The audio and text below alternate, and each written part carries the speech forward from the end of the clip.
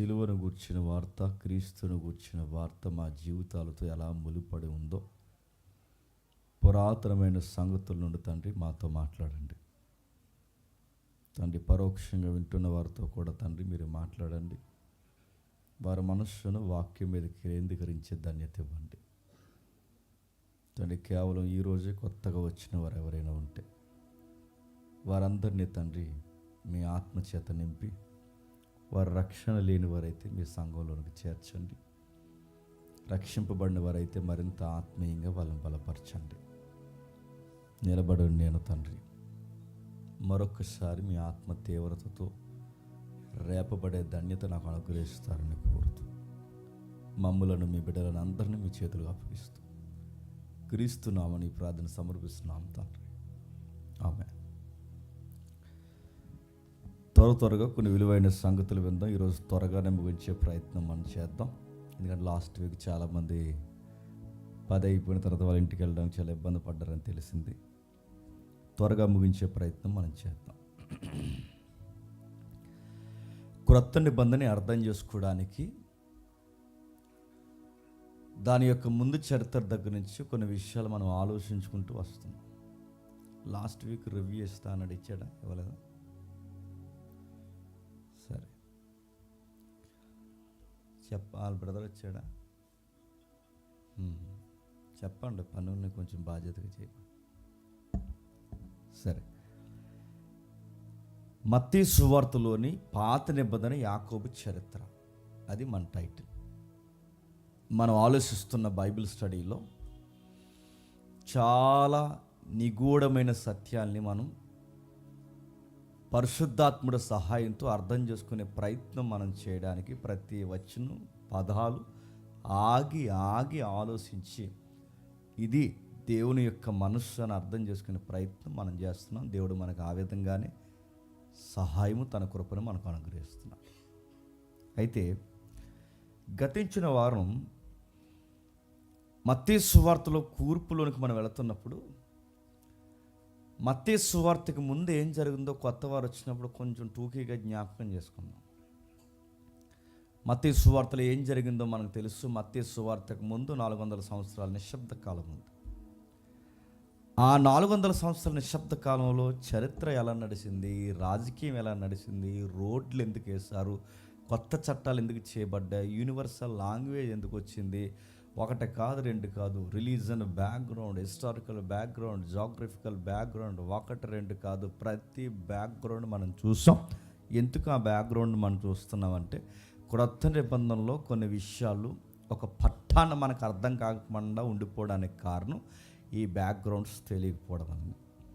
చాలామంది గజకర్లను ఏమన్నారంటే అవన్నీ మనకి ఎందుకండి అంటే, మరి నీకేం కావాలి, నీకు సోది కావాలి, నీకు ఏం కావాలి, నీకు ఇవన్నీ తెలుసుకోవు నీవు అంటే ఇష్టం వచ్చినట్టు దాటుకుంటూ లాంగ్ జంపులు చేసుకుంటూ వెళ్ళిపోతావు. బైబిల్ ఆగాలి, చరిత్రని కదపాలి, ప్రతి విషయాన్ని తెలుసుకోవాలి. ఒక విషయాన్ని బైబిల్లో దేవుడు రాయించాడు అంటే అది ఖచ్చితంగా రాయబడిన సంగతులకి బయట ఉన్న హిస్టరీకి సంబంధాలు ఉంటాయి. ఆ కల్చరల్ బ్యాక్గ్రౌండ్ తెలియాలి, బైబిల్ బ్యాక్గ్రౌండ్ తెలియాలి. రెండింటిని నువ్వు సరిగ్గా బ్యాలెన్స్ చేసుకుని స్టడీ చేయగలిగితేనే నీ బైబిల్ యొక్క ఔన్నత్యము, నీ విశ్వాసం యొక్క పునాదులు ఎంత గొప్పవో నీకు అర్థమవుతుంది. ఓకే, అయితే దాన్ని ఆలోచిస్తూ ఆ మత్తయి సువార్తలకు అడుగులేసిన తర్వాత మత్తయి గారి యొక్క పరిచయం మనం చూసాం. వాళ్ళ టౌన్ ఏంటో మనం చూసాం. మత్తయి గారి యొక్క ఊరు కపెర్నహూం, అది లగ్జరీ సిటీ. ఆ లగ్జరీ సిటీలో లగ్జరీ లైఫ్కి అలవాటు పడిపోయిన వాళ్ళు, అడ్డగోలు వ్యాపారాలు, లంచాలు, పనికి మాలిన సంపాదనకు అలవాటు పడిన జాబితాలో మత్తయి గారు ఒకరు. అలాంటి ఆయన్ని, మత్తయి గారిని ప్రభు అయిన యేసుక్రీస్తు వారు పట్టుకున్నారు. ఆ పట్టుకున్న తర్వాత మత్తయి గారు నేను కూడా ఒక సువార్త రాయాలి, ఆ సువార్త రేపు పొద్దున క్రైస్తవులకు ఉపయోగపడుతుంది, నా పేరు మీద ఒక సువార్త ఉంటే బాగుంటుంది అనుకుని మత్తయి సువార్త రాయలేదు. వాళ్ళు ఎందుకు సువార్తలు రాశారో మనం చూసాం. వాళ్ళు ఎందుకు సువార్తలు రాశారంటే వాళ్ళ బతుకున్న కాలంలోనే దొంగ పోస్తులు తయారైపోయారు. వాళ్ళ బతుకున్న కాలంలోనే దొంగ బోధకులు తయారైపోయారు. అరే, మనం ఉండగానే ఇలాంటి దొంగ బోధ ప్రభు అయిన యేసుక్రీస్తు వారిని అడ్డగోలుగా ఉపయోగిస్తున్నారు. రేపు పొద్దున్న మనం వెళ్ళిపోయిన యేసు ప్రభు రాక ఆలస్యమైన సువార్తకి వక్ర భాష్యం వస్తుంది, ఫార్వర్డ్ చేయబడుతుంది. కాబట్టి వక్రీపంకబడకుండా మునిపే సువార్త ఇది అని భవిష్యత్తు తరాలకు అర్థం కావడానికి డాక్యుమెంట్స్ ఉండాలని వారు చూసింది, విన్నది, తాకింది రికార్డ్ చేయడం స్టార్ట్ చేశారు. అది ప్రభు అయిన యేసుక్రీస్తు వారు చనిపోయిన 25-30 సంవత్సరాల తర్వాత.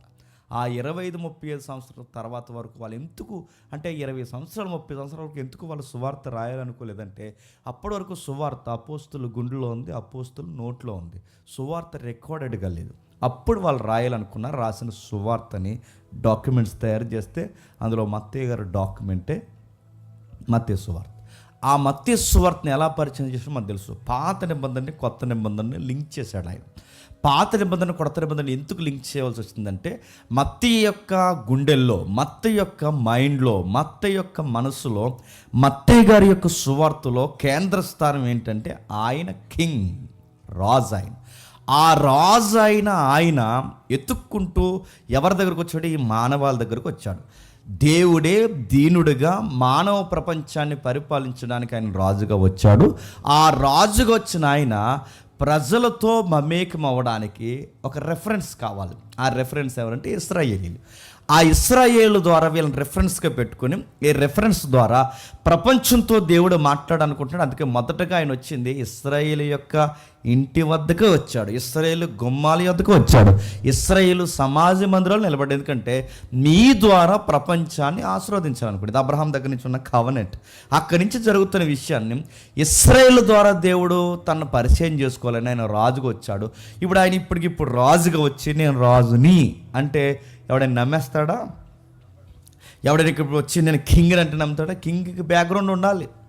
ఆ కింగ్ యొక్క నడుతున్నాను అతను రాజు అయితే ఆ రాజు యొక్క వెనకాల చరిత్ర ఏంటి, ఆయన వంశం ఏంటి, ఆయన ఎక్కడి నుంచి వచ్చాడు, ఆయన తల్లిదండ్రులు ఎవరు, ఈయన ఎలా కింగ్గా క్లైమ్ చేయబడతాడు, ఇవన్నీ రికార్డ్స్లోకి రావాలి. అలా రికార్డ్స్లోకి రావాలి అంటే ఆయన రాజు అని మత్తయి గారు కన్ఫర్మ్ చేయాలంటే మత్తయి గారు చేస్తున్న ప్రయత్నం, మత్తయి గారు చేస్తున్న పరిశుద్ధాత్మ ప్రేరణతో ఆయన రాసిన విధానం ఏంటంటే ఈయన రాజు అని చెప్పడానికి వంశవృక్షాన్ని ఎత్తుకున్నాడు. ఎందుకు? ఇది దావీదు అంశం నుంచి వచ్చిన రాజు, ఈయన దావీదు యొక్క వంశావళి నుంచి వచ్చిన వాడు. ఈయన ఇప్పటికిప్పుడు వచ్చినాడు కాదు, ఇప్పటికిప్పుడు ఏదో మరియమ్మ యొక్క ఫేవరెట్స్ని ఎంపిక చేసుకుని కొంతమంది క్రియేట్ చేయబడినవాడు కాదు. బాప్టిజం ఇచ్చి యోహాను మా చుట్టాల్లో ఎవడో ఒకరిని మెస్సేజ్గా పరిచయం చేస్తే బాగుంటుందని ముందుగా బాప్టిజం ఇచ్చి యోహాను క్రియేట్ చేసిన స్టోరీ కాదు, మైథాలజీ కదా. ఎందుకంటే ఆ నేషనల్ జాగ్రఫీ ఏదైతే ఉందో వాళ్ళకి పని పాటలేదు. అప్పుడప్పుడు సరిగ్గా ఈ లెంటర్ డేస్ టైంలో నెక్స్ట్ వస్తుందిగా, ఈ లెంటర్ డేస్ టైంలో కిల్లింగ్ జీసస్ అని ఒక డాక్యుమెంట్ వేస్తారు వాళ్ళకి. దాని వెనకాల ఉన్న పెట్టుబడులన్నీ అరబ్ కంట్రీలో ఉన్నవాళ్ళు గుర్తుపెట్టుకోండి. ఎందుకు ఈ మాట నేను చెప్తున్నానంటే ఈ కిల్లింగ్ జీసస్ యొక్క కంటెంట్ ఏంటంటే బాప్టిజం ఇచ్చి యోహానట నేను ప్రాఫిట్గా ఉంటాను, నువ్వు మెస్సేజ్గా ఉండని వీళ్ళిద్దరూ ఒక పొత్తు పెట్టుకుని అలా క్రిస్టియానిటీని పుట్టించేశారట. ఈ నేషనల్ జియోగ్రఫీ కూడా కెమెరెడ్డి తీశారంట అక్కడికి వెళ్ళి. నా మాటలు మీకు అర్థమవుతున్నాయి అన్నీ నేను అడుగుతున్నాను. ఈ పెట్టుబడులు పెట్టిన వాళ్ళు దొంగలు, ఈ పెట్టుబడులు పెట్టిన వాళ్ళు క్రైస్తవం అంటే పన్నోళ్ళు. దాని కథ ఆ స్క్రీన్పై వెనకాల డైరెక్టర్ ఎవడైతున్నాడో నేను ఆ పదం ఎత్తకూడదు, ఆ రిలీజియన్ పేరుని ఎత్తట్లేదు, కల్ట్ తప్పదు ఎత్తున్నాను, కల్ట్ ఇస్లామిక్ వాళ్ళు చేస్తున్న కుప్పుగంతులు గుర్తుపెట్టుకోండి. ఇలాంటివన్నీ మనం ఎందుకు తెలుసుకోవాలంటే రేపు పొద్దున్న జనరేషన్ ఇంకా రోజు రోజుకి కొత్త రూపం దాల్చుకుంటుంది. బైబిల్ ఎప్పుడు అప్డేట్గా ఉంది. ఆ అప్డేట్కున్న బైబిల్ని ఎక్స్ప్లెనేషన్ ఇవ్వాలంటే ఇవన్నీ నీకు తెలియాలి వద్దా? ఏతువడుగు ప్రతి వానికి నీ విశ్వాసాన్ని గురించి ప్రశ్నించిన వాడికి నువ్వు సాత్వికంతో నా ఫెయిత్ ట్రూత్ అని నువ్వు చెప్పాలి అంటే ఇవన్నీ నీకు తెలియాలా వద్దా? వచ్చానమ్మా వెళ్ళానమ్మా అంటే కుదురుద్దా? చెప్పాలి. అందుకే ఇవన్నీ మనం కవర్ చేస్తాం. ఏ సంఘంలో కూడా సిస్టమేటిక్గా ఇలా మాట్లాడుకో. ఎక్కడో రేరుగా ఏ బైబిల్ కళాశాలలో థియాలజీ చేసిన వారు అక్కడక్కడ బైబిల్ మీద భారం ఉన్నవారు తప్ప మెజారిటీ 90% ఏం చేస్తారంటే మోటివేషనల్ మెసేజ్ చెప్పుకుంటారు, ప్రసంగాలు చెప్పుకుంటారు, మాట్లాడుకుంటారు, వెళ్తారు, ఉంటారు. ఇంకో సంఘానికి ఇన్ని అవసరాలు ఉన్నాయి, మరి అవసరాలు మీరు తీర్చాలని మీ మీద ఒక భారం వేడేస్తారు. ఆరు మీరు ఏం చేస్తారంటే కిడ్నీయో ఏదో అమ్మేసి మీరు ఇచ్చేస్తారు. అవి ఇప్పుడు జరుగుతున్న సంఘాలు. అందుకే నేను రాను ఏం చేస్తానంటే ఈ స్థలం కొనేస్తాను, ఆ స్థలం కొనేస్తాను, ఆ స్థలం కొనేస్తాను, నాకు అసలు సిగ్గుండి దీని స్థలాలు కొనేస్తాను, మీరు ఇచ్చేస్తుంటారు కదా. చెప్పండి. ఇది అడుగుతున్నాను. సామ్రాజ్యాలు విస్తరింపజేసుకునే సంఘాలు ఉన్నాయి. అది కాదు సంఘం అంటే. సిస్టమేటిక్గా బైబిల్ నేర్చుకోవాలి. నేను 60 ఏళ్ళు బతుకుంటే 60 ఏళ్ళు లోపు ఒక న్యూ టెస్టిమెంట్ అయిపోవాలి. 60 ఏళ్ళ లోపు ఈ పులిపేట మీద నిలబడి మాట్లాడుతున్నప్పుడు ఓల్డ్ టెస్టిమెంట్ని ఎంతో కొంత నేను కవర్ చేయాలి. ఇది కదా క్రమానుగతంగా మాట్లాడుకోవడం అంటే, ఇది కదా రైట్ టీచింగ్ అంటే, ఇది కదా సిస్టమేటిక్గా మాట్లాడుకునే ప్రసంగాల తీరంటే, ఇది కదా అధ్యాయం వెనకాల అధ్యాయం, సూత్రం వెనకాల సూత్రం, వచనం వెనకాల వచనం, పదాల వెనకాల పదాలు. ఇదేంటో మాట్లాడే తరాలు లేవు గనకే 25 ఏళ్ళు సంఘానికి వెళ్ళిన ఒక వచనం సంగతి ఏంటని ఎవడైనా రోడ్డు మీద నిలబడి మాట్లాడితే, నిలబడిన 25 ఏళ్ళు సంఘానికి వచ్చిన ఈ విశ్వాసం ఏమంటాడంటే, మా పాస్టర్ గారిని అడిగి చెప్తా అన్నాడంట. 20 సంవత్సరాలు నువ్వు సంఘానికి వెళ్ళి ఎవడో దిక్కుమాలను క్వశ్చన్ అడిగితే ఆ క్వశ్చన్కి నువ్వు ఇస్తున్న ఆన్సర్ ఏంటంటే మా పాస్టర్ గారు అని చెప్పి. మరి 25 ఏళ్ళు ఏమి ఎరగదీసావు? ఆ బెంచి ఎరగొట్టేసి ఇక్కడికి వచ్చి మాకు ఆ ఫ్యాన్ బేరింగ్లు పోయినాయి కానీ నీకు మాత్రం ఒక ముక్క రాలేదు. నీకు నడుతుంది ఏ 25 ఏళ్ళు. అందుకే నేర్చుకుందాం, సిస్టమేటిక్గా నేర్చుకుందాం. మీకు ఏదైనా అర్థం కాకపోతే అడగండి, మీకు అర్థమయ్యేంత వరకు ఇక్కడ నిలబడి మేము తెల్లవారులైనా మాట్లాడతాం. మమ్మల్ని పిలిచిన దేవుడు మా పని ఏంటో మాకు నేర్పించాడు కనుక మాకు నేర్పించిన దేవుడు మా ద్వారా మీకు నేర్పిస్తాడు. ఓకే, ఏం జరుగుతుంది? ఆ మత్తయ్య గారు పరిచయం చేశాడు. ఆ పరిచయం చేసిన ఆయన పాత నిబంధనకి కొత్త నిబంధనకి జీనియాలజీని లింక్ చేశాడు, వంశవృక్షాన్ని లింక్ చేశాడు, బ్లడ్ రిలేషన్ పెట్టాడు. అది ఎలా లింక్ అవుతుంది అన్నది మొదటి అధ్యాయం రాశాడు. నిజానికి ఆ మొదటి అధ్యాయాన్ని అలా బౌండరీస్లో లేకపోతే అవుట్స్కట్స్లో అలా చూసి మనం వెళ్ళిపోవచ్చు టూకీగా. కానీ నా మనసుకు అలా ఎలా అనిపించలేదు. ఆగి దాని సంగతి ఏంటో తేల్చి ఎలా అనిపిస్తుంది. ఎందుకంటే ఆ ఒక్క మొదటి అధ్యాయాన్ని మీరు జాగ్రత్తగా కవర్ చేస్తే, మళ్ళీ నేను చెప్తున్నాను, ఓల్డ్ టెస్టిమెంట్ మీద చాలా గ్రిప్ వచ్చేస్తుంది. మీరు ఓపిక్గా నోట్స్ మెయింటైన్ చేస్తే మీకు ఎప్పుడైనా డౌట్ వస్తే అలా తిరగేయండి. అదేంటని అంతే టక్కన మీకు ఆన్సర్ దొరుకుతుంది. ఎందుకంటే నేను మత్తయి సువార్త ఎప్పుడో మా ఊర్లో చెప్పాను, జస్ట్ 9 వచనాలు. ఆ 9 వచనాలు చెప్పడానికి నేను ఓల్డ్ టెస్టమెంట్తో పడిన కుస్తీ అంతా ఇంత కాదు. అది చదివినప్పుడు, అది చెప్పినప్పుడే నాకు పాత నిబంధన మీద చాలా గ్రిప్ వచ్చింది. మీకు కూడా వస్తుంది. ఓపికగా వినండి, వీలైతే నోట్స్ మెయింటైన్ చేయండి. ఒకవేళ మెయింటైన్ చేయమని మళ్ళీ అవదనుకుంటారా, కనీసం ఆ ప్లేలిస్ట్ ఎక్కడుందో ఒకసారి అలా జాగ్రత్తగా పెట్టుకుని ఆఫ్లైన్ ఆన్లైన్లో డౌన్లోడ్ చేసి పెట్టుకోండి. ఉపయోగపడుతుంది. సీరియస్ చెప్తుంది, ఇప్పుడు కాకపోతే రేపైనా ఉపయోగపడుతుంది. అయితే ఈ రాయబడిన సంగతులు మనం అలా ముందుకెళ్తుంటే అబ్రహాం ఏంటో చూస్తాం, అబ్రహాం నుంచి ఇస్సాకు ఏంటో చూస్తాం, ఇస్సాకు నుంచి బాగా అబ్రహాంకి ఇస్సాకుకి మధ్యస్థంగా దావీదు ఏంటో చూస్తాం, దావీదు బ్యాక్గ్రౌండ్ ఏంటో చూస్తాం. ఇప్పుడు అబ్రహాం గారి దగ్గర నుంచి మనం కిందికి దిగితే ఆ మత్తయి సువార్త మొదటి అధ్యాయం మొదటి వచనం నుంచి జరుగుతుంది ఒకసారి చూద్దాం. మొదటి అధ్యాయం, అబ్రహాము కుమారుడగు దావీదు కుమారుని యేసుక్రీస్తు వారి వంశావళి. అబ్రహాము ఇస్సాకుని కనెను, ఇస్సాకు యాకోబుని కన్ను. అక్కడ ఆగాం. అబ్రహాం ఏంటో చూస్తాం, అబ్రహాం ఎలా వచ్చాడో చూస్తాం, అబ్రహాం బ్యాక్గ్రౌండ్ ఏంటో చూస్తాం, అబ్రహాం పేరెంట్స్ ఏంటో చూస్తాం, వాళ్ళ ఫెయిత్ ఏంటో చూస్తాం. అలాంటి టైంలో అబ్రహాం ఎలా పిలువబడ్డాడో చూస్తాం, ఆయన జాగ్రఫీ చూస్తాం, ఆయన ఊరేటో చూస్తాం, ఆయన టేస్ట్ ఏంటో చూస్తాం, వాళ్ళ భార్య ఏంటో చూస్తాం. ఒకటేంటి, చాలా వరకు ఆ విషయాలు మనం కవర్ చేసాం. ఇక రెండోది ఏం చూస్తాం, అసలు ఇస్సాక్ గారు అంటే ఎవరు, ఎలాంటి టైంలో పుట్టారు? అబ్రహాం గారి యొక్క గారాల కొడుకు, వాగ్దాన పుత్రుడే ఇస్సాక్ గారు. ఇస్సాక్ గారు సైడ్ నుండి కూడా చూస్తాం. ఇస్సాక్ గారు ఏం జరిగింది, ఇస్సాక్ గారు తండ్రికి విధేయత కలిగిన వాడు. ఎంత విధేయత కలిగిన వాడు అంటే ప్రాణాలైన తండ్రి కొరకు ఇచ్చేస్తాడు. గమ్మత్తడి చెప్పనా, కేవలం తండ్రికి విధేయత చూపించడానికి బలిపేట మీదకి ఎక్కలేదు, కానీ ఇస్సాక్ గారికి దేవుడు అంటే చాలా భయం. నేను మళ్ళీ ఇవన్నీ ఎందుకు చెప్పగలసి వస్తుందంటే మా పనులు పని చేయక తన రివ్యూ ఒకటి 2 నిమిషాలు చేస్తే పని అయిపోను, అందుకే చెప్పాల్సి వస్తుంది. మీకు ఏం చెప్పకపోతే మధ్యలో వచ్చి తమిళ సినిమా చూసినట్టు ఉండదు మీకు.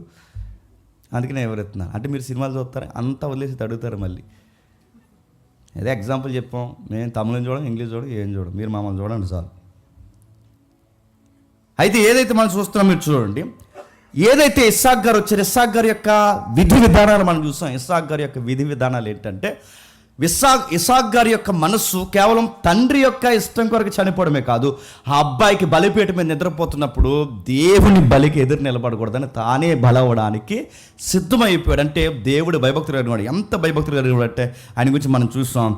ఆయన భయభక్తులు ఎవరితో గొడవలు పెట్టుకోవడం, ఆయన విజనాల్లో ఒకటే, బతికినంత కాలం దేవుని కోసం నమ్మకంగా బతికి వెళ్ళిపోవాలి. ఎవరితో ఆడితీడితో గొడవలు పెట్టుకోవడం ఆయనకు అంత పెద్ద ఇష్టం ఏమీ లేదు. ఆయన ఎక్కడుంటే అక్కడ నీరు వచ్చింది, ఆ బావులు మూసారు, ప్రాపర్టీ అయినా వదిలేసుకున్నాడు, కానీ కయ్యానికి కాలు దువ్వలేదు.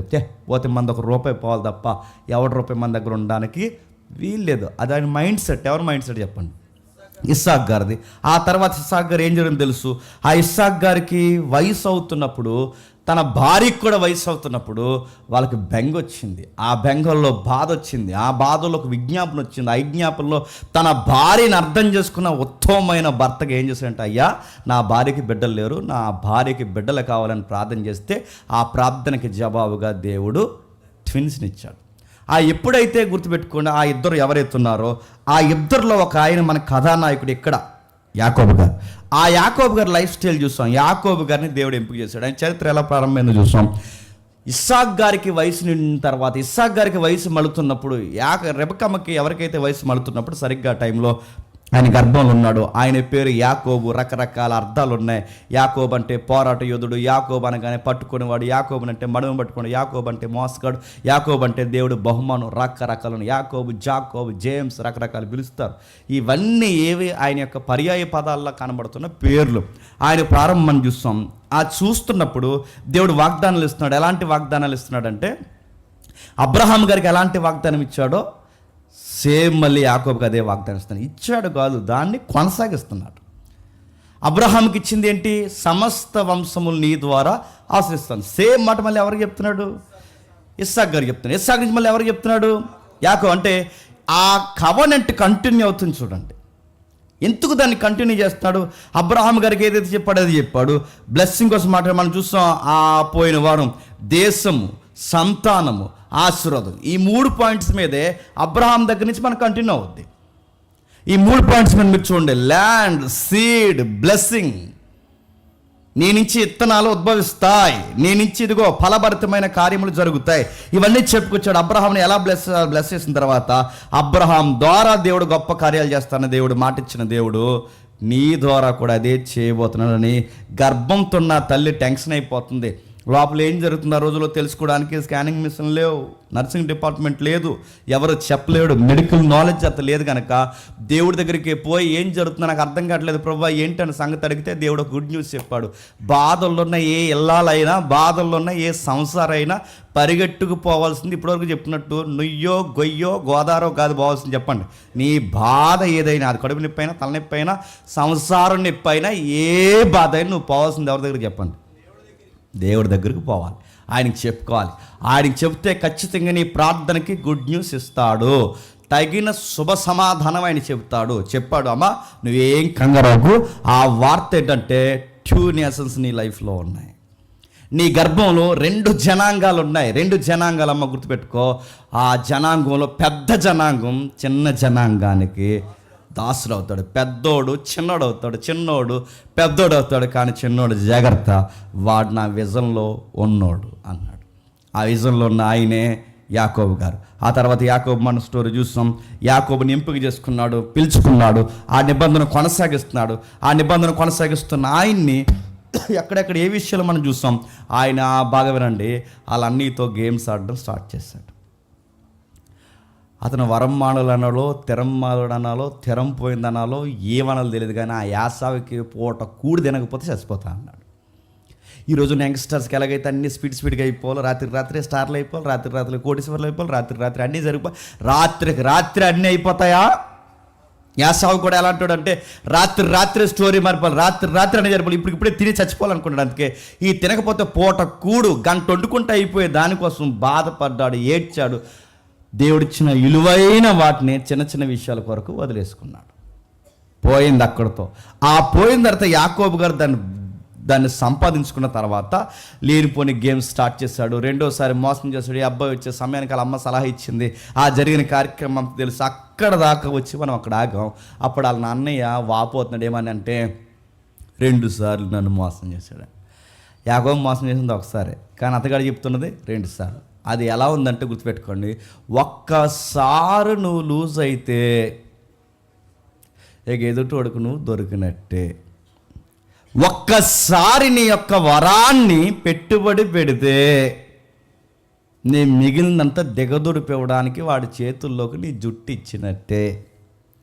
యాకోబు గారు అది అలుసైపోయింది. యోసేపు లోకువైపోయాడు. ఆ తర్వాత బాధపడుతున్నారు. అప్పుడు ఏం జరుగుతుందో దాని ముందుకెళ్ళి ఒక్కసారి 2 విషయాలు మనం చూద్దాం. అదే ఆదికాండం 25వ అధ్యాయం.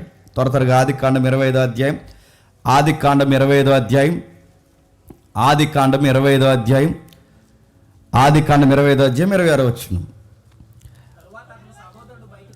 తర్వాత అతని సహోదరుడు బయటకు వచ్చినప్పుడు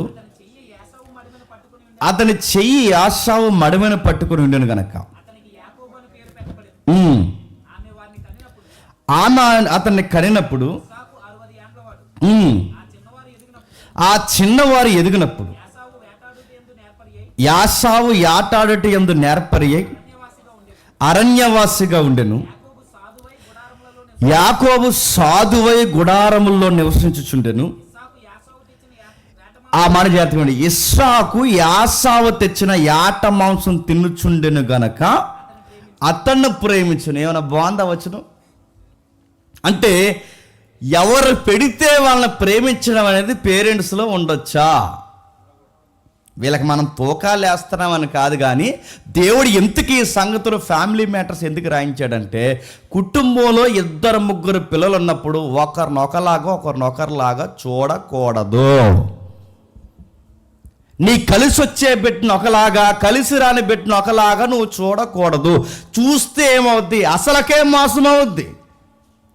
నచ్చిన పిల్లల్ని ఇంట్లో ఉంచుకుని, నచ్చిన పిల్లల్ని తీసుకెళ్ళి హాస్టల్లో జాయిన్ చేసి, నచ్చిన పిల్లల్ని కూడా తిప్పుకుని, నచ్చిన వాళ్ళని దూరంగా పెట్టి ఇలాంటి పిచ్చి పనులు చేశారో ఆ పిచ్చి పనులు ఒకరోజు పగై కూర్చుంటాయి. కూర్చోవా? చాలామంది మీరు చూసారా, ఒక ఇంట్లో పెడతారు, లేదు ఈయన తీసుకెళ్ళి హాస్టల్లో పెడతారు, లేదు ఈ ఆడపిల్ల అయితే ఇంట్లో పెట్టుకుంటారు, మగపిల్లని అయితే తీసుకెళ్ళాడు ఎవడో తెలియదు అన్నట్టు ఎక్కడో జాయిన్ చేస్తారు. ఈ పక్షపాతాలు పనికొస్తాయా? వీళ్ళు చేసిన పని చూడండి. ఇస్సాక్ గారికి ఆ అబ్బాయి, ఇస్సాక్ గారికి పెద్ద అబ్బాయి అంటే చాలా నచ్చిందంట. ఇస్సాక్ గారికి పెద్ద అబ్బాయి అంటే చాలా ఇష్టం, కానీ తల్లి గారికి మాత్రం చిన్నోడు అంటే ఇష్టం. ఎందుకు? వీళ్ళు ఎలా అయిపోయారు? ఫేవరెటిజం ఎలా వచ్చింది ఈ ఫ్యామిలీలోకి? ఆయన ఫేవర్ చేస్తాను కనుక. ఎవరు చెప్పండి? వీళ్ళ నాన్నగారికి ఫుడ్ అంటే ఇష్టం. ఎవరికి? యాసావు గారికి ఫుడ్ అంటే ఇష్టం. యాసావు గారు తింటున్నారు, బాగా వినండి, యాసావు క్షమించండి, ఇస్సాక్ గారికి ఫుడ్ అంటే ఇష్టం. ఇస్సాక్ గారు ఫుడ్ తింటున్నారు కనుక ఆ నాన్నగారి యొక్క వీక్నెస్ ఏంటో ఆ పెద్దోడు పట్టుకున్నాడా లేదా? పిల్లలు ఎప్పుడు గుర్తుపెట్టుకోండి, మన వీక్నెస్లు ఏంటో ఖచ్చితంగా వాళ్ళు పసిగడతారు. సరిగ్గా టయానికి వాళ్ళు నీకు ఏ బిస్కెట్ వేయాలో ఆ బిస్కెట్ వాళ్ళే. మనం అనుకుంటాం వాళ్ళు ఆడుకుంటున్నారు కదని చెప్పి నువ్వేం చేస్తావంటే వాళ్ళు ఆడుకుంటున్నారు కదని నీ మాటలు నువ్వు మాట్లాడతావు. అలా ఆడుకుంటారు కానీ శివి ఇటేస్తారు. వాళ్ళు మనకన్నా పెద్ద ముదురులు, గుర్తెట్టుకోండి.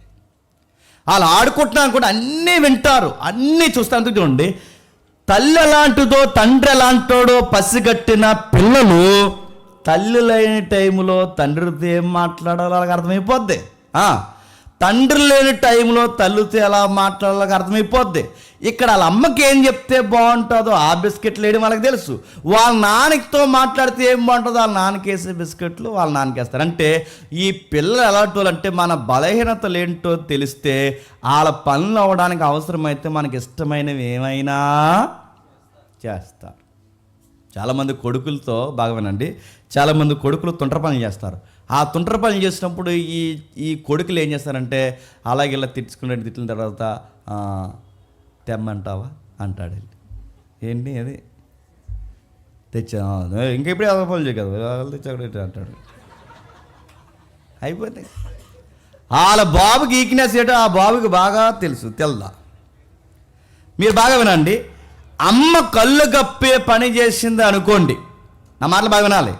అమ్మ తల తిక్కల పని చేసి నానున్నప్పుడు ఒకరితో, నాన్న లేనప్పుడు ఇంకొకరితో మాట్లాడుతున్నప్పుడు ఇవి ఆడపిల్లలు పసిగడితే బొమ్మాట తర్వాత పిల్ల ఆడతాదా ఆడదా?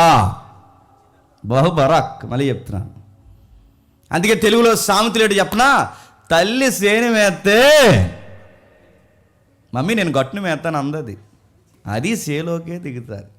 సేలోకి దిగకూడదు, నువ్వు సేలోకి దిగేవేటంటే మరి నువ్వు దిగేవెందుకు అని అడుగుతారు. నువ్వు దిగితే నేను దిగుతాను, నువ్వు చేస్తే నేను చేస్తాను, నువ్వు ఎగిరితే నేను ఎగురుతాను, నువ్వు ఎలా ఉంటే. అందుకే మీరు చూడండి, తల్లి చాటునున్న బిడ్డలు ఆ తల్లి గయ్యాల గంప అయితే సేమ్ గంప. తండ్రి చాటున పెరిగిన పిల్లలు తండ్రి తాగుబోతైతే వీడు ఆంబోతులు తిరుగుతారు. మీరు కావాలంటే చూడండి, సేమ్ అలానే ఉంటారంటే పిల్లలు ఎలా డిస్టర్బెన్స్ అవుతాడో, బయట ఎదిరింటోడు పిల్లోడు పాడు చేశాడు, పక్కింటోడు పిల్లోడు పాడు చేశాడు, ఆడు ఫ్రెండ్స్, ఇవన్నీ సెకండరీ ఆర్గ్యుమెంట్. గుర్తుపెట్టుకోండి. ఫస్ట్ ఆర్గ్యుమెంట్ ఏంటి చెప్పిన, అసలు మీ ఇంట్లో పిల్లల్ని ఎవరిని ఎలా మీరు చూస్తారు? కలిసి వచ్చేవాడు ఒకలాగా, కలిసి రావాలని ఒకలాగా, ఇంట్లో ఉన్న ఒకలాగా, బయటికి వెళ్ళిన ఒకలా చూస్తే దీన్ని ఏమనాలి? వాళ్ళ నాన్నగారు పెద్దోడిని ప్రేమిస్తున్నారట, వాళ్ళ అమ్మగారు చిన్నోడిని ప్రేమిస్తున్నారట, చిన్నోడేమో అమ్మకి హెల్ప్ చేస్తున్నారట, పెద్దోడేమో నాన్నకి హెల్ప్ చేస్తారు. అంటే ఎవరికి ఎవరు హెల్ప్ చేస్తే వాళ్ళ పార్టీలు పెడతారా? పెట్టేయారు ఇంట్లో. ఇది వైసీపీ టీడీపీ కాదు, గుర్తుపెట్టుకోండి. ఇంట్లో 2 పార్టీ, ఒకటి ఆ పార్టీల పేర్లు పెడితే ఆ పార్టీల పేర్లు చెప్పండి. ఒకటి అమ్మ పార్టీ, 2 చెప్పండి నాన్న పార్టీ. అమ్మ పార్టీ ఎవరు చెప్పండి? రెబెక్కమ్మ, యాకోబు అమ్మ పార్టీ. నాన్న పార్టీ ఎవరు? ఐజక్, యాసావు. వీళ్ళిద్దరు గుర్తుపెట్టుకోండి. వీళ్ళిద్దరూ నాన్న పార్టీ, అమ్మ పార్టీ. చెరుకొక పార్టీ అయిపోతే అడుగుతున్నాను, ఆ కుటుంబం ఏమవుద్ది? ఉమ్మడి కుటుంబాలు కానీ నలుగురున్న కుటుంబాలు ఎలా పాడవుతాయి?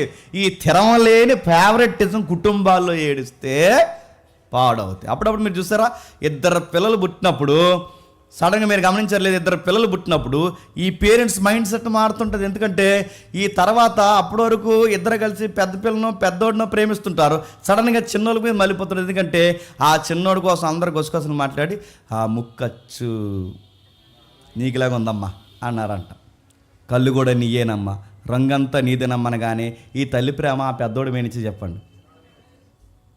ఇవన్నీ పెద్దోడు చూడడం అనుకుంటున్నావా?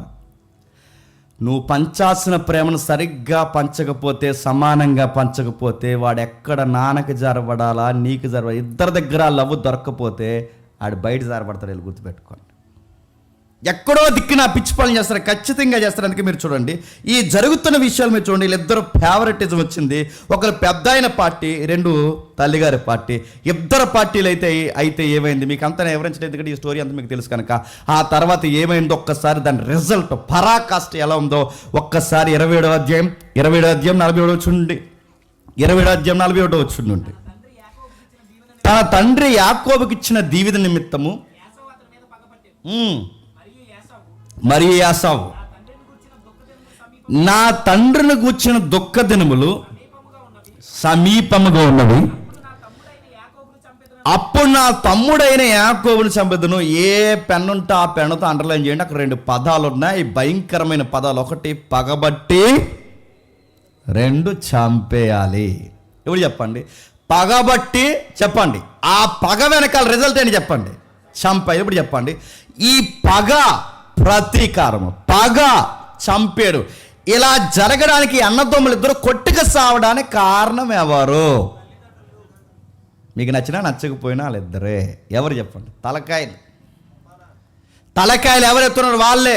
ఆవిడ ఎవరైతుందో, ఆ ఇంటి ఇల్లాలు తల్లి ఎవరైతుందో రెబెక్కమ్మ. ఆ రెబెక్కమ్మ వాళ్ళ ఆయన మాట్లాడుకున్నప్పుడు ఇక్కడ ఇంటే విన్నది, ఏదో ఎందే భర్త ఏం మాట విన్నది. ఆ విన్న విషయాన్ని గుండెల్లో దాచుకుంటే బాగుండు. ఆ విషయాన్ని బట్టుకెళ్ళి ఎవరికి ముడెట్టింది? అలా చెప్పొచ్చా? రే నీకు విషయం చెప్పాలరా, నాన్న అన్న ఏదో మాట్లాడుకుంటున్నారు, సరే నీకెంత హక్కు ఉందో అన్నయ్యకి అన్ని హక్కులు ఉన్నాయి, మీ ఇద్దరు మాట్లాడుకుంటాం. మరి నాన్నగారు వయసు రీత్యా మర్చిపోయారో, మరి దేవుడు నిన్ను చాలా జాగ్రత్తగా చూడమని చెప్పాడు, నేను వెళ్ళి ఒకసారి మాట్లాడితే బాగున్నాయి. ఎలా ఉంటుంది చూడండి పిల్ల. అలా అడుగుతున్నా, అలా వినేసి వెళ్ళి ఆ చిన్నోడికి ఏంటి మర్చిపోయారా, గర్భంలో ఉన్నప్పుడు ఆ రోజు నాకు పెయిన్స్ ఎక్కువైపోయినప్పుడు దేవుడు ఏం చెప్పాడండి? చిన్నోడు జాగ్రత్త అమ్మా, పెద్దోడు చిన్నోడు దాసుడు అవుతాడు, చిన్నోడు పైనోడు అవుతాడని దేవుడు చెప్పాడు. కానీ మనం యాకోబు మీద కొంచెం కేంద్రీకృతం ఉండాలి కదండి. అబ్రహాము, ఇస్సాకు, తర్వాత యాసావు కాదు యాకోబు అని దేవుడు చెప్పాడు కదండి.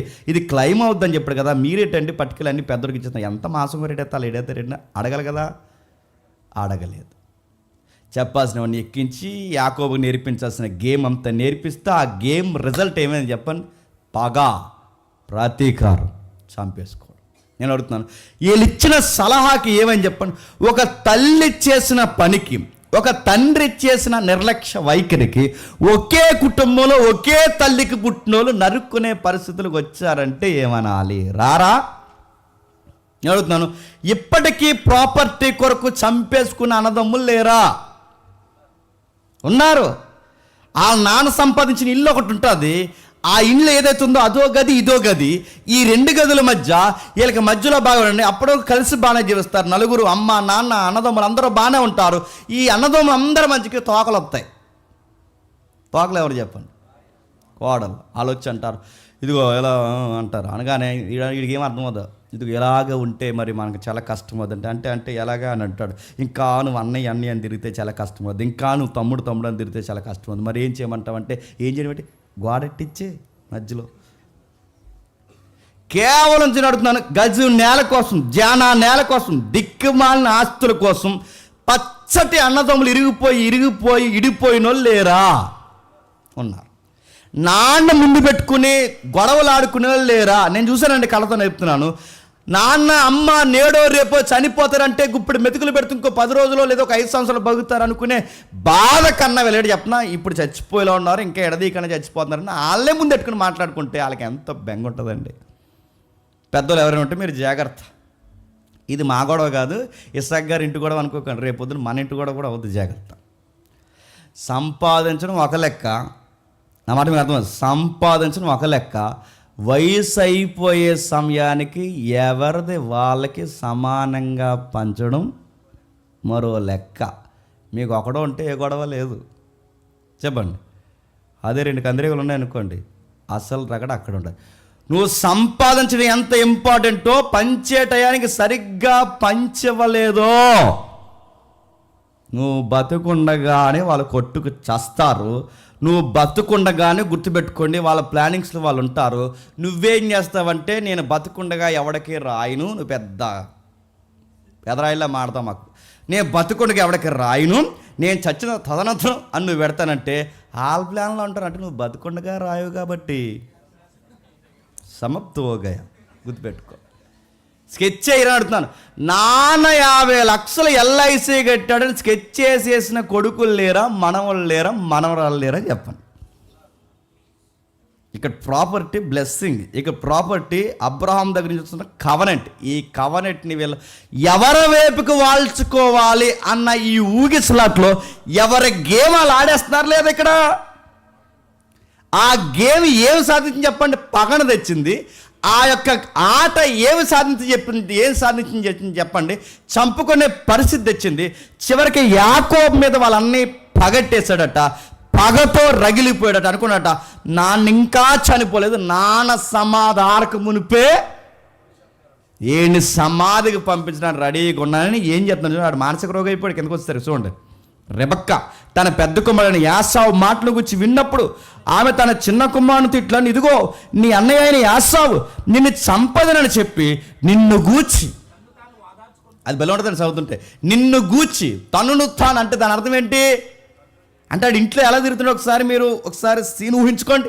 ఇంట్లో ఎలా తిరుగుతున్నాడు యాసావు, ఎలా తిరుగుతున్నాడు చెప్పండి అంటే, ఇలా చేతులు ఇరుసుకుంటూ నాన్న చచ్చిపోను, నాన్న వెళ్ళిపోయినా నీ గోడకేసి గుద్దేస్తాను ఎదవడానికి. ఎవరో అతను మాట్లాడేసుకుని కోపం ఎక్కువైపోయినప్పుడు కొన్నిసార్లు వాళ్ళు మాట్లాడేసుకుంటారు చూసారా.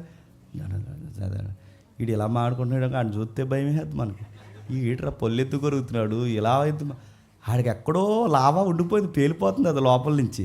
ఆ లావా బయటికి వెళ్ళిపోయేందుకు ఆ లావా టైంలో ఆడి చేతిలో కత్తున్నా సుత్తున్నా చెప్పండి, ఆ టైంలో ఆడికి సరైన టైం సెట్ అయితే పర్వతం పేలిపోతాడు, ఎదుటోని పేల్చేస్తాడు. పేల్చాడు చెప్పండి. అందుకే ఆ టైంలో ఈవిడికి అర్థమైపోయింది, పెద్దోడు గురే మీ అన్ని చేతులు నలుపుకుంటూ తిరుగుతున్నాడు, లోపల తిట్టుకుంటున్నాడు, తాను వాదాచుకుంటున్నాడు. ఎలా వాదాచుకుంటున్నాడంటే ఆ వాదార్పు నాకు వినపడింది. ఆ వాదార్పు ఏంటంటే, నాన్న పోయిన వెంటనే చెప్పండి నేను వేసేయడానికి రెడీ అయిపోయాను. కానీ అప్పుడు ఏమవుతుందో చూడండి, ఏమీ తెలియని ఏడుపు ఎడుతుంది. ఇప్పుడు 45 వచ్చింది. ఏమని? అన్న కోపం నీ మీద తొలగి నీవు అతనికి చేసిన వాటిని అంతటినీ అతడు మరచి వరకు నా బాధనతో కొన్నేళ్ళు ఉండుము, అప్పుడు నేను అక్కడి నుండి నేను పిలిపించదును, ఒక్కనాడే మీ ఇద్దరు నేను పోగొట్టుకుని అడుగుతున్నాను. మరి సలహా చెప్పినప్పుడు పోతారని ఆవిడికి తెలియలేదా? ఇలాంటి గొడవ జరిగితే ఆవిడకి అర్థం కాలేదా? ఎందుకు ఫ్యామిలీ నెరేటివ్ అంతా దేవుడు బైబిల్లో రాయించాడు? మన ఫ్యామిలీలు ఇలా ఉండకూడదని నేర్చుకుంటామని గుర్తుపెట్టుకోండి. ఇదంతా వదిలేస్తారు, కాన్సెప్ట్ అంతా వదిలేసి చూశారు భక్తుల్ని మేము భక్తుల్ని ఏం తప్పుపడతలేదు. నువ్వు మాకు పరిసేడు శాస్త్రం అయిపోయి ఈ తరానికి నీకు ఒకటి చెప్తూ అర్థమవుద్ది. మరి ఆ మైండ్ ఎక్కడ పనిచేస్తుంది ఏటో అడుగుతున్నాను. భక్తులు తప్పడు కదా, నేరేటివ్ ఎలా నడిచింది, ప్రాబ్లం క్రైసిస్ ఈ ఫ్యామిలీ ఎలా వచ్చింది, నిర్ణయాల లోపం కాదా, ఆలోచనల తేడా కాదా, తల్లి పార్టీ తండ్రి పార్టీ అవడం వల్ల కాదా, ఈ చక్కటి పచ్చని కుటుంబం ఆశీర్వాదానికి కేంద్ర స్థానంగా ఉండాల్సిన ఈ కుటుంబం ఇలా కొట్టుకు చచ్చి ఊరికొకడు బీదికొకడు అలా ఒకడు ఇలా ఒకడు తూర్పు ఒకడు పరవుడు ఒకడు తల్లి ఒకలాగా కొడుకు ఒకలాగా చిన్నోడు ఒకలాగా పెద్దోడు ఒకలాగా నలుగురు నాలుగు దిక్కులకి చెదిరిపోయేంత పరిస్థితులకు ఎందుకు వచ్చాయి? కలిసి కూర్చొని మాట్లాడుకుంటూ అయిపోయే గొడవనే ఎంత కొంపట చేసుకున్నారు లేదా? అయినా మన దేవుడు యాకోబుని ఆశీర్వదిస్తానన్న దేవుడు యాసావును వదిలేస్తాడా? యాసావును ఆశీర్వదిస్తాడన్న దేవుడు యాకోబుని వదిలేస్తాడా? అంతకుముందు అబ్రహాం గారి టైంలో ఇస్సాకును ఆశీర్వదించిన దేవుడు ఇస్మాయిల్ని వదిలేస్తాడా? ఈ రోజుకి ఆ సంతతినే ఈ రోజుకి ఎప్పుడు ఇచ్చిన మాట ఈ రోజుకి ఇస్లాం కంట్రీ గల్ఫ్ ఏరియాలు బ్లెస్ చేయబడ్డాయంటే ఎప్పుడు అబ్రహాం ప్రార్థన కాదా? ఇసుకలో బంగారం పట్టించేశారు, వాళ్ళు ఇసుకలో బంగారం పుట్టించారు, ఇసుకలో బుర్జ్ ఖలీఫా కట్టేశారు, సముద్రాన్ని వెనక్కు తోసి సిటీని ఎదరకు పంపించారు. అంటే అంత టెక్నాలజీ బ్లెస్సింగ్స్ వాళ్ళకి ఎలా వస్తున్నాయి? అబ్రహాం ప్రేయర్ కాదు నడుతున్నాను. పెద్ద ఆయన దగ్గర నుంచి చూసుకొస్తున్నప్పుడు వీళ్ళు ఎందుకో మరి అంటే వీళ్ళని పాయింట్ అవుట్ చేయడం కాదు, కానీ ఇవి చదువుతున్నప్పుడు మనకి ఏమర్థం అవుతుందంటే తల్లిగారు ఆ సాటుని వినడమే ఆవిడ చేసిన పెద్ద పొరపాటు. విందే అక్కడే గుండెలో దాచుకుంటే బాగుండు. ఆ విన్నది పట్టుకెళ్ళి చిన్నోడికి ముడిపెడుతుందంటే ఈయన బాగా చిన్నోడు ఈవిడ ఎప్పటికప్పుడు కూర్చొని మాట్లాడుకుంటారు, పెద్ద అయిన పెద్దోడు ఎప్పుడు కూర్చొని మాట్లాడుకుంటారు. వాళ్ళు లేని టైంలోనేమో వీళ్ళిద్దరు మాట్లాడుకుంటారు. దేనికోసం? కర్రీ కోసం. వీళ్ళిద్దరు లేని టైంలో ఏ కర్రీ ఉండాలని అంటే ఎవరి ఆలోచనలు వాళ్ళవే, ఎవరి నిర్ణయాలు వాళ్ళవే. నేను ఇది కుటుంబమా హాస్టలా, ఇది కుటుంబమా పంచాయతీ, ఇది కుటుంబమా మహిళా సంఘమా, ఏమనాలి దీన్ని, ఆటో యూనియన్నా ఏమనాలి చెప్పండి? ఎవరి నిర్ణయాలు వాళ్ళు తీసుకుంటే ఏమవుతుంది, రిజల్ట్ ఇలా ఉంటుంది. అప్పుడు అంటుంది అవి వెళ్ళిపోతున్నప్పుడు ఏమంటుంది, నాన్న అన్ని కోపం తగ్గేవరకు. ఎందుకంటే ఒక సూత్రం కూడా గుర్తుపెట్టుకోండి, పురాతన కాలం నుంచి ఇప్పటివరకు మనుషులకు నాలెడ్జ్ ఏంటంటే నిన్నున్న కోపం ఈ రోజు ఉండదు, ఈ రోజు ఉన్న కోపం రేపు ఉండదు, రేపు అందుకే కొన్నిసార్లు ఇప్పుడు తర్వాత మాడదని పెద్దలు ఎందుకంటారు అనుకున్నారు? ఆ టైంలో నువ్వు ఏం చెప్పినా అడిగి బొరకెక్కదు, ఎందుకంటే పేలిపోయింది అడిగి పర్వతం. ఇప్పుడు ఏం చెప్పినా లాభం మీద పడిపోద్ది. అందుకే ఆ టైం ఇప్పుడు ఆగుదాం కొన్ని రోజులు. టైం గ్యాప్ ఇచ్చి కొన్ని సంగతి ఎందుకు చెప్తారంటే నిన్న కోపం ఈ రోజు ఉండదు, ఈ రోజు కోపం రేపు ఉండదు, రేపు ఉన్న కోపం తర్వాత ఉండదు. అంటే కాలం గడిచే కొద్దీ కోపం తగ్గుతుంది. అందుకే వాళ్ళ అమ్మగారు సలహా ఇచ్చారు ఏమనంటే, అరే అన్నీ కోపం తగ్గే వరకు దయచేసి చెప్పండి ఇల్లు వదిలి వెళ్ళిపోరా. నేను అడుగుతున్నానండి, నేను చాలాసార్లు చెప్పిన సందర్భమే, దీని వలన వాళ్ళ అమ్మగారు ఏం సాధించారు చెప్పనా? మళ్ళీ బతుకుండగా గారాల కొడుకు ముఖం చూడలేకపోయింది. గుర్తుపెట్టుకోండి, యాకోబు 20 సంవత్సరాలు తిరిగి వచ్చే సమయానికి తల్లి బతుకుందా? కడసూపు కూడా చూసుకోలేకపోయాడు, చివరి చూపు కూడా చూడలేకపోయాడు. ఏం సాధించింది చెప్పండి? కొడుకు ఒక దిక్కు నుంచి చెదిరిపోయాడు, తల్లి ఒక దిక్కు నుండి పోయింది, తండ్రి ఏమో ఒక దిక్కు నుండి పోయాడు, ఒక్కొక్కలాగా అయిపోయింది పరిస్థితి. ఏమి సాధించింది చెప్పండి? బాధపడింది. నేను అడుగుతున్నాను, కొన్ని నిర్ణయాలు బాధకు గురవుతాయి. దేవుడి ప్లానింగ్ ఒకటే, యాకోబుని ఎలాగైనా పిలిచాడు, పిలిచిన వాడిని పట్టుకున్నవాడిని ఎత్తుతాడు. ఆయన నిర్ణయం, ఆయన సంకల్పము స్థిరము. పిలిచిన వాడు నమ్మదగిన వాడు, ఎలాగైనా ఎత్తి యాకోబుని పట్టుకుంటాడు. కాకపోతే ఆయన ఎత్తి స్థిరపరుస్తానన్నప్పుడు ఈ మధ్యలో మన ప్లానింగ్స్ మనకు ఉండకూడదు. అక్కడికి వెళ్ళడానికి యాకోబుని దేవుడు ఎలాగైనా నడిపిస్తాడు. కానీ ఈ టైంలో మన స్వనిర్ణయాలు దేవునికి వ్యతిరేకంగా ఉండకూడదు. ఉంటే ఏమవుద్ది, దాని రిజల్ట్ ఏంటో ఇదిగో ఇలా అనుభవించాల్సి వస్తుంది. తర్వాత ఆవిడ బాధపడుతుంది 46 వచనంలో. మరియు రెబెక్కా ఇస్సాకుతో, అయ్యా నీకు విషయం చెప్పాలి, అబ్బాయిని బయటికి పంపిస్తున్నావు, నువ్వు ఇంకా ఒకసారి చిన్నోడితో నువ్వు లాస్ట్గా మాట్లాడాలంది. ఎందుకు? అదేదో ముందే చెప్తే బాగున్నావుట.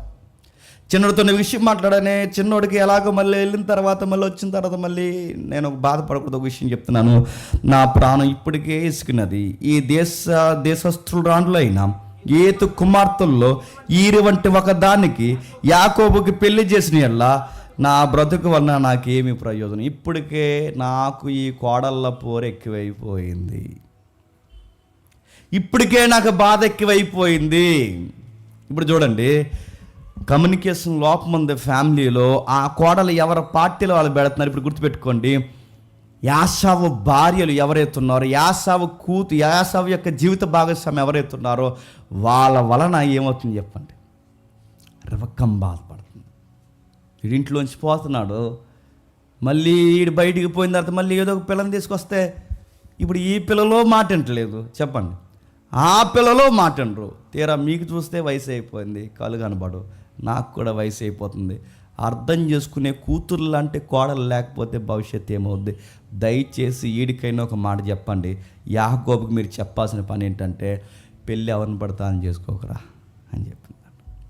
యాకోబుకి కాదు, మీకు మనందరికీ చెప్తున్నా, గుర్తుపెట్టుకోండి. ఎవరిని పడతా అని చేసుకోక. నువ్వు సీరియస్గా మీ అమ్మ దగ్గరికి వెళ్ళి, అమ్మ నేను ఒక అమ్మాయిని ప్రేమించానే, ఆ పిల్ల లేకపోతే నాకు గుండు కొట్టుకున్నట్టుంది, ఇటున్న గుండు ఇటు వచ్చింది, అది ఇలా ఇలా తిరిగేస్తుంది, నా దగ్గర ఉన్నట్టుంది, ఆ చుట్టే తిరుగుతానంటుంది. ఇప్పుడు ఆ అమ్మాయి లేకపోతే నా శ్వాస మీద ధ్యాసపోయేలా అవుతుంది నాకు.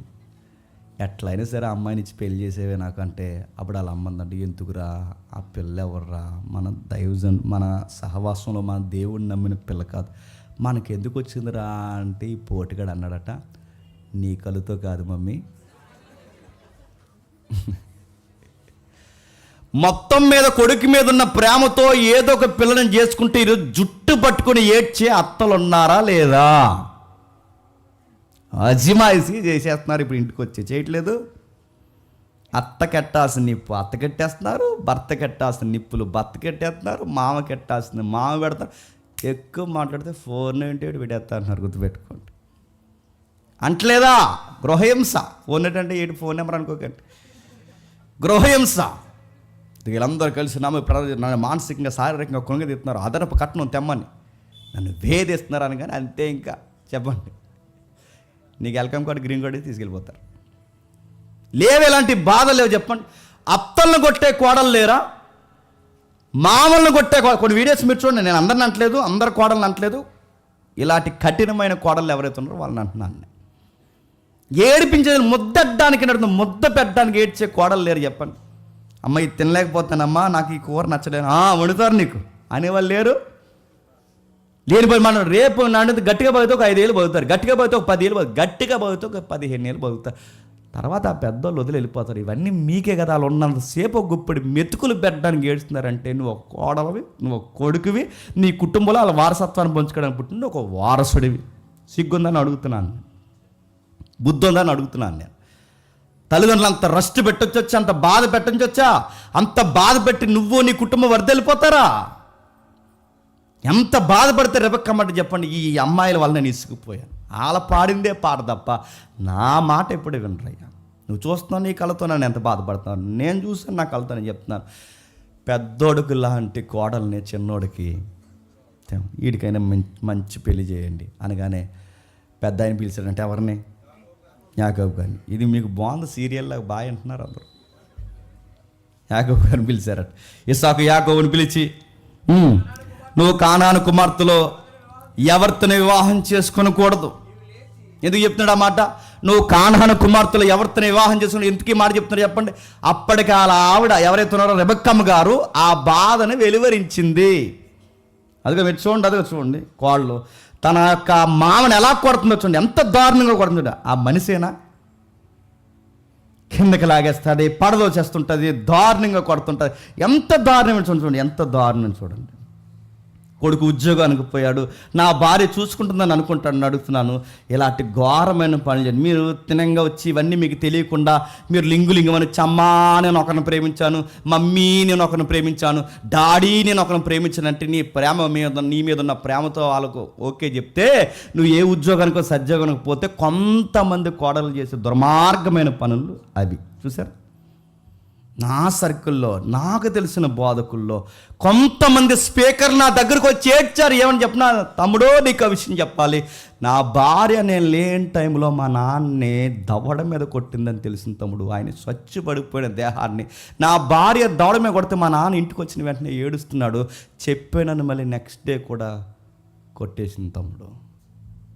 వాక్యం తెలిసిన వాళ్ళు ఎలాగుంటే, వాక్యం తెలియని కొంపలోకి తీసుకొస్తే నేను అడుగుతున్నాను, ఏం చేస్తారు? చూసారా ఎంత దారుణంగా కొడుతున్నారు.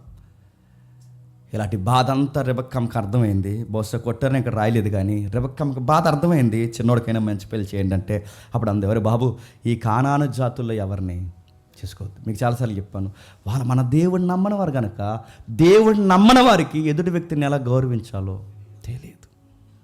ఒక నైబర్ని గౌరవించాలి అంటే అసలు దేవుడు ఏంటో నీకు తెలియాలి. పొరుగువాడిని ప్రేమించాలి అంటే దేవుడు నిన్ను ఎంత ప్రేమిస్తున్నాడో తెలియాలి. పెద్దల్ని గౌరవించాలి అంటే పెద్దలకు దేవుడు ఎలాంటి ఆజ్ఞలు ఇచ్చాడో నీకు తెలియాలి. ఇవన్నీ తెలిస్తేనే ఆ బిడ్డలు మనల్ని గౌరవిస్తారు. ఈ కానాను జాతుల్లో ఎవరిని చేసుకోకని నువ్వు లేచి పద్మరామంలో ఉన్న నీ తల్లి తండ్రి అయిన బెతేలు ఇంటికి వెళ్ళి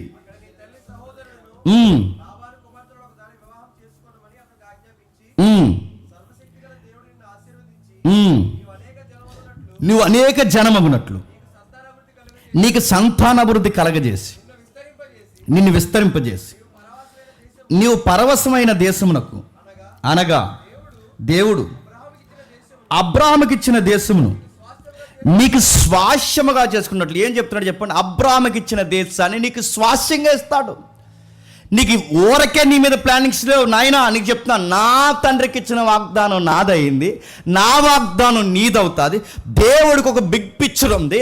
ఆయన యొక్క అనాది సంకల్పంలో సుదీర్ఘమైన ఆలోచన ఏంటంటే ఆయన ఒక దానికి నిబంధన చేస్తున్నాడు. ఆ నిబంధన అబ్రహాము, ఇస్సాకు, యాసావు కాదు, ఇప్పుడు నీవే యాకోబువి. ఆయన ప్లానింగ్ సరిగ్గా అనుకున్న సమయానికి జరగాలి అంటే నీ లైఫ్లో తీసుకున్న నిర్ణయాలు కూడా జాగ్రత్త నాయన. అంటే దేవుడు ప్రతి ఒక్కరు గుర్తుపెట్టుకుని నీ మీద నా మీద అందరి మీద కొన్ని ప్లాన్స్ ఉంటాయి. ఆయనకి ఏ సంవత్సరంలో ఏం జరగాలో ఆయన అన్ని ప్రతి దాన్ని సిద్ధపరచుంటాడు. ఆ సమయానికి అది జరగకుండా ఆలస్యం అవుతుందంటే ఈ లోపు ఆయన నిర్ణయానికి వ్యతిరేకంగా నీ నిర్ణయాలు ఏవో అడ్డొచ్చాయన్నమాట. దేవుడిని కొన్ని దాసి ఉంచుతాడు, అవి నెరవేరకుండా ఆగిపోతున్నాయి. అంటే ఎందుకు ఆగుతున్నాయి? నువ్వేదో స్వనిర్ణయాలు తీసుకుంటున్నావు, సొంత నిర్ణయాలు తీసుకుంటున్నావు. ఆ నిర్ణయాలు ఆయన వాగ్దానాలకు అడ్డొస్తున్నాయి. యాకోబుకి వెళ్ళే ముందు మరి చెప్తున్నాను, ఆయన నీకు విషయం చెప్తున్నాను, జాగ్రత్త. ఎవరిని పడతాను తేలకు కుంపటి. దేవుడు నిన్ను చాలా ఉన్నతమైన స్థాయిలో పెట్టాలి. ఎంత ఉన్నతమైన స్థాయిలో అంటే ప్రపంచానికే, ప్రపంచ వంశాలకే ఆశీర్వాదకరమైన ఫ్యామిలీ నీది అవ్వాలనుకుంటున్నాడు. కాబట్టి మ్యారిటల్ లైఫ్ జాగ్రత్త. నీ ఫ్యామిలీ అనేక ఫ్యామిలీస్కి బ్లెస్సింగ్ ఫ్యామిలీ అవుతుంది. జాగ్రత్త. ఎలా పడతా అలా ఓకే చేసే కంటే ఎంత బాగా చెప్పాడో చెప్పండి, అంత రివర్స్ చేయడు ఈ కుర్రోడు. ఎవరు? ఎన్నో విన్నాడు. అందుకే మీరు చూడండి, యాకోబు లైఫ్ స్టైల్ 2 పార్ట్స్ ఉంటుంది. ఒకటి అదో రకంగా ఉంటాడండి ఫస్ట్ స్టెప్ అంతా. సెకండ్ అప్లో హాఫ్ అంతా విధాలు నడుస్తాడు. చివరికి చనిపోయే టైం వరకు ఆయనకి భక్తి వైరాగ్యం అబ్బినట్టు పట్టాన మనకు కనబడదు. అచ్చు గుర్తుపెట్టుకోండి, మన వంటి స్వభావం గల చెప్పండి మనుషుల్లా కనబడతాడు. ఏదైతే వద్దన్నాడు వెళ్ళాడు, ఆటలాడాడు, పోటీలు పెట్టాడు, గేమ్స్ ఆడాడు, ఎటకారాడు, లవ్ అన్నాడు, అదన్నాడు. ఈ స్టోరీ అంత మీకు తెలుసు. తిరిగాడు, అది ఇదని తన విలువైన సమయాన్ని 14 సంవత్సరాలు ఒక అమ్మాయి కోసం టైం వేస్ట్ చేశాడు. ఎనర్జీ వేస్ట్ అయిపోయింది, టైం వేస్ట్ అయిపోయింది. అడుగుతున్నాను, ఏదైతే వాళ్ళ నాన్న వెళ్ళే ముందు చెప్పి పంపించాడో అదే చేశాడు. పోటీగాళ్ళు కొంతమంది చెప్తారు సీరియస్గా, 5 years నుంచి లవ్ చేస్తున్నాడు అండి. 5 years నుంచి లవ్ చేస్తున్నాను అన్నయ్య పిల్లలంటే 5 years చెప్పండి పోయింది అయ్యా నీ జీవితంలో. 5 years సంక నాకు పోయింది. మరి చెప్తున్నాను నీకు అని 10 years లవ్ అని 10 years చెప్పండి పోయాయి అని 12 years అని నా లవ్ అంటే పోయా సంక నాకు పోయాయి. నేను ఈ పదం కావాలని అంటున్నాను. సంక నాకు పోయాయి. నీ 12 years టైం అంతా పోయింది, నీ స్టడీ పోయింది, నీ లైఫ్ పోయింది, నీ ఎనర్జీ పోయింది. దరిద్రం చెప్పిన నీ పాకెట్ మనీ కూడా పోయింది, అన్నీ పోయాయి. గమ్మత్తని చెప్పిన చివరికి ఏమైనా ఉందా? లేదు. ఏం చేసింది? ఆవిడ బాగానే జాబ్ కొట్టిపోయింది, నీకే లేదు సుత్తి శానం తప్ప.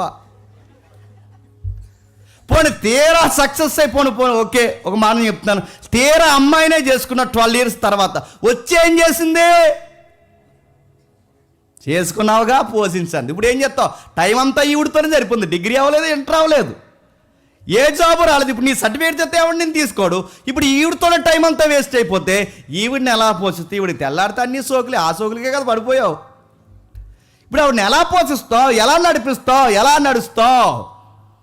మేడం గారు మెయింటెనెన్స్ మంత్లీ చూస్తుంటే టెన్షన్ వచ్చేస్తుంది. ఇప్పుడు ఆవిడని ఎలా పోషిస్తావు? టైం అని అర్థం, లవ్ అని అర్థం. అందుకే అంటున్నాను, బయట లేదు లవ్. మళ్ళీ చెప్తున్నాను, బయట లేదు. బయట అంటే మ్యారిటల్ లైఫ్కి బయట లవ్ లేదు. లవ్ మ్యారిటల్ లోపల ఉంది. వచ్చాక ప్రేమించు, వచ్చాక ఆదరించు, వచ్చాక కొను, వచ్చాక చెయ్యి. నీ లైఫ్లో నిబంధన చేసుకుందనుకున్నప్పుడు నీ లవ్కి ఒక అర్థం, పరమార్థం ఉంటుంది. ఈ పార్కులోనే మాట్లాడుకున్నాం అంటే, పార్క్ మారిపోయింది కానీ మీ బతుకులు మారలేదురా. మున్సిపాలిటీ మార్చేసింది పార్క్ని. ఈ గోదావరి గొట్టినే గోదావరి గొట్టిన తిరిగి అన్ని కొట్టి చివరి గొట్టి అయిపోయిందిగా. ఆ గొడ్డు దగ్గరే పాడాడు పాటలన్నీ, ఎంతసేపు పాడిన అక్కడ తిరుగుతారు. చిలకలన్నీ ఎక్కడ తిరుగుతుంటాయి. ఎక్కడెక్కడి నుంచో వస్తారు, చదువుకుంటామని అంటారు. అందరికీ కొందరినే మళ్ళీ లేనిపోని మనోభావాలు దెబ్బతినేస్తాయి. మనోభావం చాలా జాగ్రత్త. టైం వేస్ట్ చేయకండి. యాకోబు లైఫ్లో టైం వేస్ట్ అయిపోయింది. కానీ ఒక విషయం మనకు అర్థమవుతుంది. 10వ వచనంలో, మొదటి వచనాల్లో వాళ్ళ నాన్నగారు చెప్తున్నారు, మొదటి వచనంలో ఇండైరెక్ట్గా అమ్మగారు చెప్పారు, మొదటి సందర్భాలు అమ్మ నాన్న చెప్పారు. ఇప్పుడు యాకోబుకి అమ్మ లేడు, నాన్న లేరు, అన్నయ్య లేరు, ఫ్యామిలీ లేరు, ఇప్పుడు చెప్పేవాళ్ళు ఎవ్వరు లేరు. ఇప్పుడు యాకోబుని ఎవరు కౌన్సిల్ చేస్తున్నారు తెలుసా? నీకెవరు లేకపోయినా జాకోబ్ నేనున్నా, యాకోబు నేనున్నా, ఐ యామ్ విత్ యూ, నీతో ఎల్లప్పుడూ ఉంటా. అబ్రాహాంతో ఉన్నా, ఇస్సాకుతో ఉన్నా, ఇప్పుడు నీతో ఉంటా. జాగ్రత్త. ఎంత బాగా ఒక వ్యక్తిని, మీకు ఎలా అర్థమవుతుందో నాకు తెలియదు కానీ బైబిల్ చదువుతున్నప్పుడు ఆ వెంట్రుకలు ఒకేసారి అలా లెగిస్తాయండి. దేవుడు ఒక మనిషిని ఆశీర్వదించాలని ఫిక్స్ అయితే వాడిని నిలబెట్టే వరకు ఆయన వదలడు. ఈ మనిషి అలా ఇలా కొప్పు గంతులేసిన అవసరం అయితే 2 దెబ్బలు తగిలించి మళ్ళీ ఆ లైన్లోకి తీసుకొస్తాడు, కానీ ఆ మనిషిని మాత్రం వదలడు. ఆయన ప్లాన్ అంటే ప్లానే, అంతే. అందుకే మనం మొదటి సెషన్లో మనం మాట్లాడుకున్నాం, ఆయన ఎలక్షన్ ఒక లెవెల్లో ఉంటుంది. చెప్పండి, ఆయన సెలక్షన్ ఒక లెవెల్లో ఉంటుంది. ఎలక్షన్ ఓవరాల్గా ఉంది ఓటింగ్, కానీ అందులో ఒకే ఒక్క సెలక్షన్ ఉంది. యాకోబుని పిలిచాడు. ఎంత బాగా వాళ్ళ నాన్నకన్నా అమ్మగారి కన్నా ఎంత బాగా మాట్లాడుతున్నాడు చూడండి దేవుడు. అది 28వ అధ్యాయం 10వ వచనం నుండి. యాకోబు బెర్షెబా నుండి బయలుదేరి ఆరానునకు వెలుచు ఒక చోట చేరి పొద్దు కుంగినందున అక్కడ రాత్రి నిలిచిపోయి ఆ చోటు రాళ్లను తీసుకొని తనకి తలగడగా చేసుకుని, అప్పుడు అతడు ఒక కలగనెను. అందులో ఒక నిచ్చిన భూమి మీద నిలబడి దాని కొన ఆకాశము కంటుచుండెను.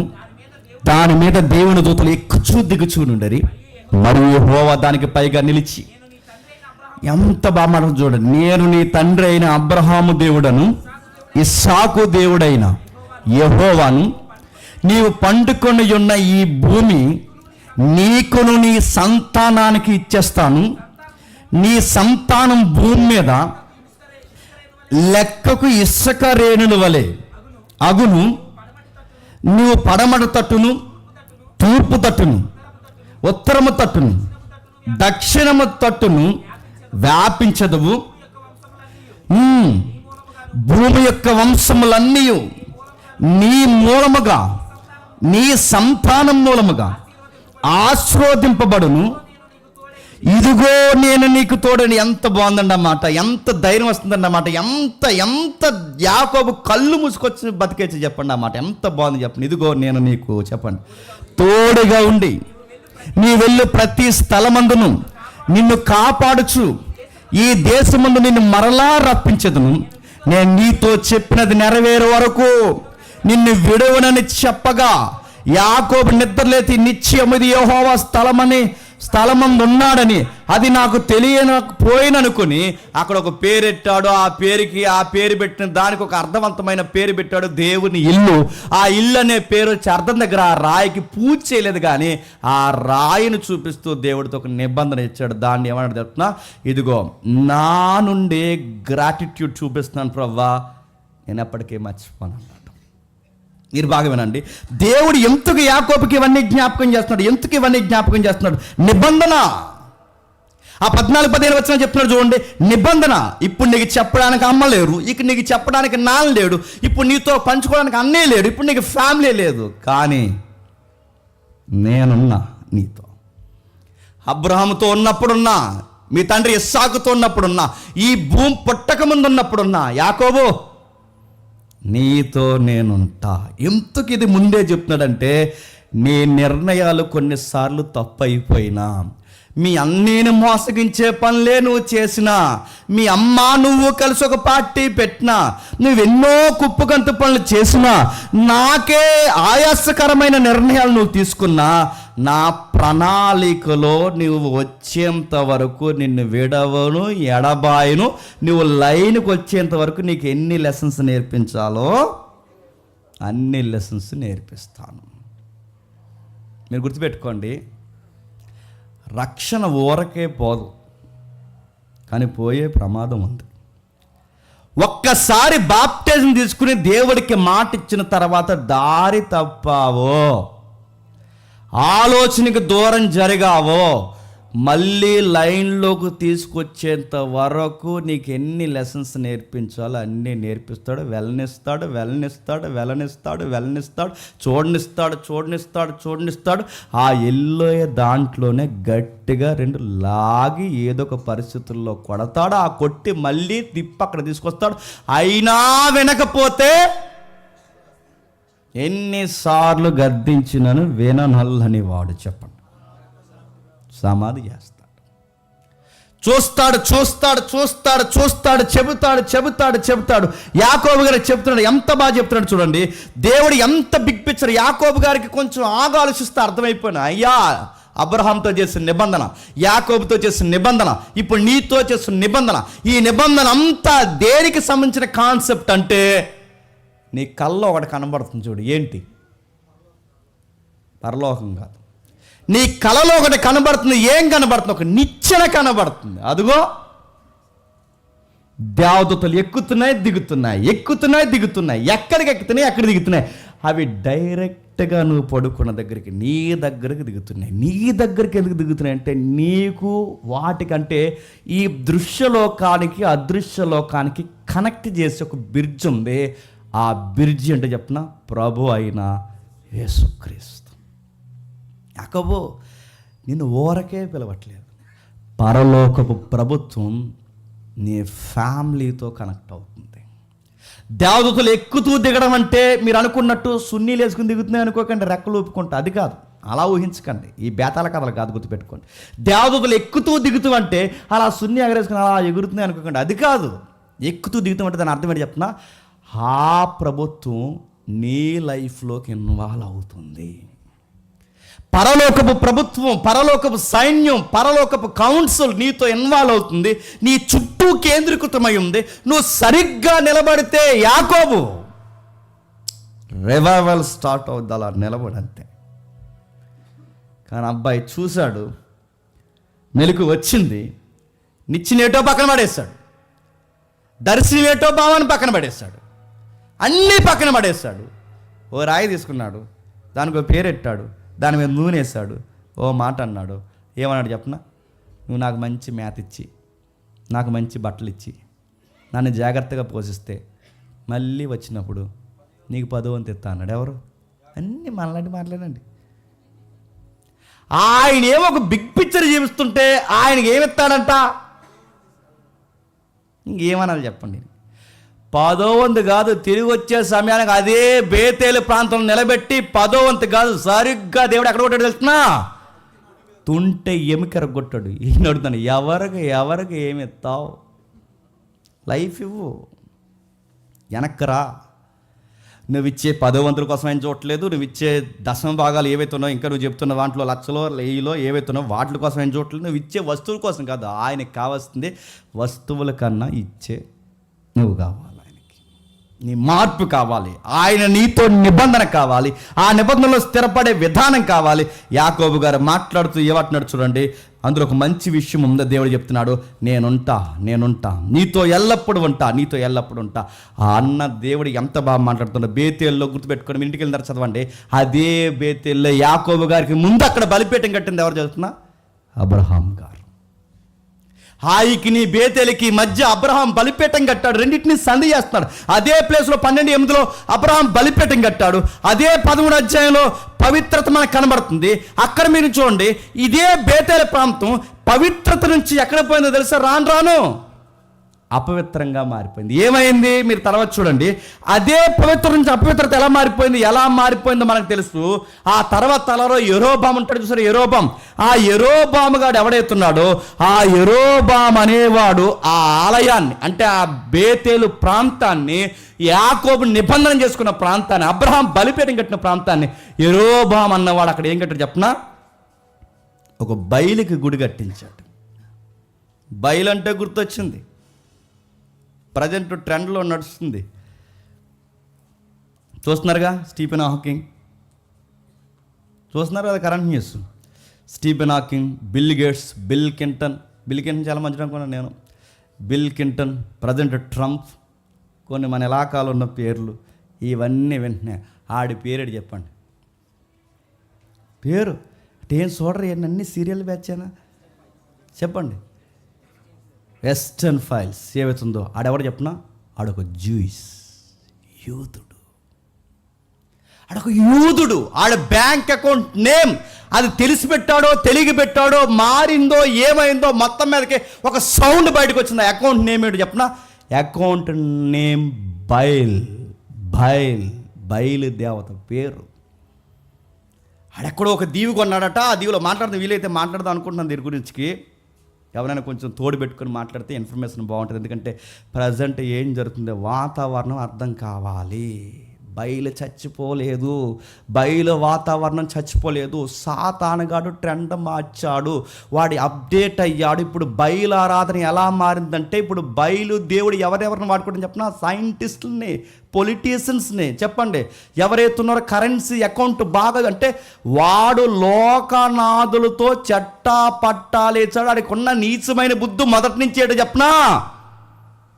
పసిపిల్లలతో ఆటలాడతారు. బయలుకి పసిపిల్లలను బలేశారు. ఇదే చీకటి కుంభకోణంలో ఏం చేశారు చెప్పనా? పసిపిల్లలను దీవికి తీసుకెళ్ళి 14 నుంచి 10 ఏళ్ళు లోపున్న పిల్లలను అక్కడ తీసుకెళ్ళి వాళ్ళని ఇష్టానుసారంగా చెరిచేసి, ఇంకా చిన్న పిల్లల్ని ఆ సరిచేసేటప్పుడు వాళ్ళు చచ్చిపోతే వాళ్ళని జాగ్రత్తగా మంచి పిజ్జాలు ఫ్రైలు చేసుకుని తినేసారంట. ఈ చదువుతుంటే మీకు బయలారాధన గుర్తవుతుందా లేదా? నా మాటలు మీకు అర్థమవుతున్నాయి. అలాంటి గుడి కట్టించాడు ఈ పోరంబొక్కడు. ఎవరు చెప్పండి? యెరోబాము గుడి కట్టించాడు. తర్వాత ఓషియా లాంటి వాడు వచ్చాడు, మొత్తానికి ఆ గుడి పగలగొట్టాడు, తీసవతల పడేసాడు ఆ పనికిమాలిన గుడిని. ఇప్పుడు ఎగ్జాక్ట్గా అలా లేదు కానీ గుర్తుపెట్టండి, ఎగ్జాక్ట్ అలా లేదు కానీ బయలు ఈరోజు ఇలాంటి మోతుబర్ల గుండెల్లో బతికే ఉంది. సాతానుగాడు ట్రెండ్ మార్చాడు, విధానం మార్చాడు. ఆ వీడియోస్ కానీ ఫైల్స్ కానీ చదువుతుంటే నడుతున్నాను, భయం వేస్తుందండి. వారి అసలు సాతానుగాడు సొసైటీని ఎంతగా కనబడ్డవు కొన్ని, వినబడ్డవు కొన్ని. ఇలాంటి మాఫియాలు ఎన్నున్నాయో ఈ సమాజంలో. నేను ముగిస్తున్నాను. యాకోబుతో దేవుడు మాట్లాడుతున్నాడు. యాకోబుతో దేవుడు మాట్లాడుతూ 10 అయిపోతుంది, నేను త్వరగా ముగిస్తాను. ఓ 10 నిమిషాలు చెప్పనా? ఓకే. యాకోబుతో దేవుడు మాట్లాడుతూ ఎంత బాగా మాట్లాడుతున్నాడు చూడండి. యాకోబుతో దేవుడు మాట్లాడుతూ, జాగ్రత్త నేనున్నాను, నేను చూసుకుంటాను, జాగ్రత్త ఉన్నాను చూసుకుంటా అంటే ఆ ఏరియాకి పేరెట్టాడట. ఆ పేరు చెప్పిన బేతేలు. అక్కడ మంచి వచనం ఉంది, 20 వచనం నుంచి చదువుదాం ఒకసారి. అప్పుడు యాకోబు, నేను తిరిగి నా తండ్రి ఇంటికి క్షేమంగా వచ్చినప్పుడు దేవుడు నాకు తోడై ఉండి నేను నిలుచున్న ఈ మార్గములో నన్ను కాపాడి తినుటకు ఆహారము, ధరించుటకు వస్త్రము నాకు దయచేసిన యెహోవా యెహోవా నాకు దేవుడైండును. మరియు స్తంభముగా నేను ఇచ్చిన ఈ రాయి దేవుని మందిరమగును. మరియు నువ్వు నాకు ఇచ్చి యావత్తులో 10వ వంతు నిశ్చయముగా నీకు చెల్లించినదని మొక్కుకొనెను. ఏం జరుగుతుంది చెప్పండి? ఇక్కడ మందిరం కడతా అన్నాడు, కానీ అక్కడ మందిరం కట్టలేదు. ఏ గుడి కట్టారు చెప్పండి? బయలు గుడి కట్టారు. ఇదే దేవుని స్థలం అవుతుందని, దేవుని స్థలం కాదు, అన్యులకు బలిపీఠమైంది. ఆయనకి ఎలా అర్థమైంది చెప్పండి? ఈ నిశ్చయేంటి, ఈ ఔరాభావ సంబంధం ఏంటి, నన్ను ఎంత బాగా చూస్తున్నావే, నువ్వు నన్ను పోషించకపోతే ఏం చేస్తావు అనుకుంటే బాగుండు. కానీ ఆయనతోనే షరతులు మాట్లాడుతున్నాడు. ఏమని షరతులు మాట్లాడుతుంది చెప్పండి? నాకు ఫుడ్ ఎట్టి, బెడ్ ఇచ్చి, నీడిచ్చి అన్నీ ఇస్తే తిరిగి వచ్చి అన్నీ నేను క్షేమంగానే ఇంకా అక్కడ ఏం చచ్చిపోకుండా జాగ్రత్తగా తిరిగి వస్తే చెప్పండి నీకు 10% ఎత్తా అన్నాడట. దేవుడికి 10% ఏంటండి? మర్చిపోయాడు. పోనీ ఒక విధంగా ఇది పాజిటివ్ వైబ్రేషన్లో మనం తీసుకుందాం. నిజంగా దేవుడు చేసిన మేలుకి యాకోబు గారి దగ్గర గ్రాటిట్యూడ్ మనకు కనిపిస్తుందంటే కనిపిస్తుంది. ఎంత బాగుంటే చూడండి. దేవా, నువ్వు నాకు చేసే కొలది నీకు నేను ఇస్తాను. నువ్వు నాకు చేసే కొలది దేవుడు నాకు ఇస్తాను. దేవా, నాకు చేసే కొలది నీకు ఇస్తాను. గుర్తుపెట్టుకోండి, చాలామంది చూడండి ఉద్యోగం లేనని సేపు ఎంత భక్తిగా ఉంటారో చర్చిలో. దేవా, నాకే కనుక ఉద్యోగం వస్తే ప్రభు, గుర్తెట్టుకో, ఇంకా నాకు కానీ ఉద్యోగం వస్తే ప్రభు ఫస్ట్ శాలరీ నీకే ప్రభు, నాకు కానీ ఉద్యోగం వచ్చిందని ప్రభు, ఇదిగో ఈ పర్సంటేజ్ అంతా ఇంకా మినిస్ట్రీ మామూలుగా ఉండదు. అప్పుడు మాట్లాడుతుంటారు చాలామంది నా దగ్గరికి వచ్చి, అని నాకు కానీ ఉద్యోగం వచ్చిందంటే ఇంక మన మినిస్ట్రీ ఉంటుందని అని 10 ఏళ్ళ నుంచి అంటున్నాడు. ఒక్కడికి కనబడలేదు అని. ఎలా ఉంటుంది చూడు, నాకే కనుక ఉద్యోగం వస్తాను, ఇదిగో ఈ బిజినెస్ నడుతాను, ఈ బిజినెస్ కనుక సార్ నీకు ఇంకెవడం నెలసరి ఎలా ఉంటుంది చూడు మన మినిస్ట్రీ. ఇంకా ప్రోగ్రామ్సే ఒక్కడ కనబడలేదండి. వ్యాపారం పెట్టిన ఆడు లేడు, ఈడు లేడు. తీరేలు సక్సెస్ అయిపోయిన తర్వాత కనీసం SMS కూడా పెట్టరు, చూడరు. ఇలా వెళ్తుంటే ప్రైజులు అంటే ఆడెవడో మాది వెళ్ళన్నాడు, ఏ మళ్ళీ అడిగితే మళ్ళీ ఏమన్నా మళ్ళీ ఏమన్నా ఇన్వాల్వ్ అవ్వమంటాడేమో అని. ముందు మాటలు అలాగే ఉంటాయి, గుర్తుపెట్టుకోండి. మాకు దేవుడు ఎలా ఉద్యోగం ఇస్తే ఇలా ఎగరదేస్తాం, మాకు దేవుడు ఎలా ఇస్తే అలా చేస్తాం, మా వ్యాపారం అభివృద్ధి పొంది ఏమీ చేయరండి అని చెప్తాను. ఏమీ చేయరండి, ఎవరు చేయరండి. ఎందుకంటే మనతో కార్యములు చేసేవారు మనుషులు కాదు, దేవుడే. చాలా క్రితం ఒకరు అన్నారు, మేము కనుక సక్సెస్ అయితే నీకు నెలకు 1,00,000 ఇస్తామన్నారు. నా 1,00,000 అట్టిపోడు ఇప్పుడు ఇంకా కనబడలేదాడు. ఆడున్నాడా, బతికాడా, చచ్చిపోయాడు, నా డబ్బులు అట్టిపోయాడు.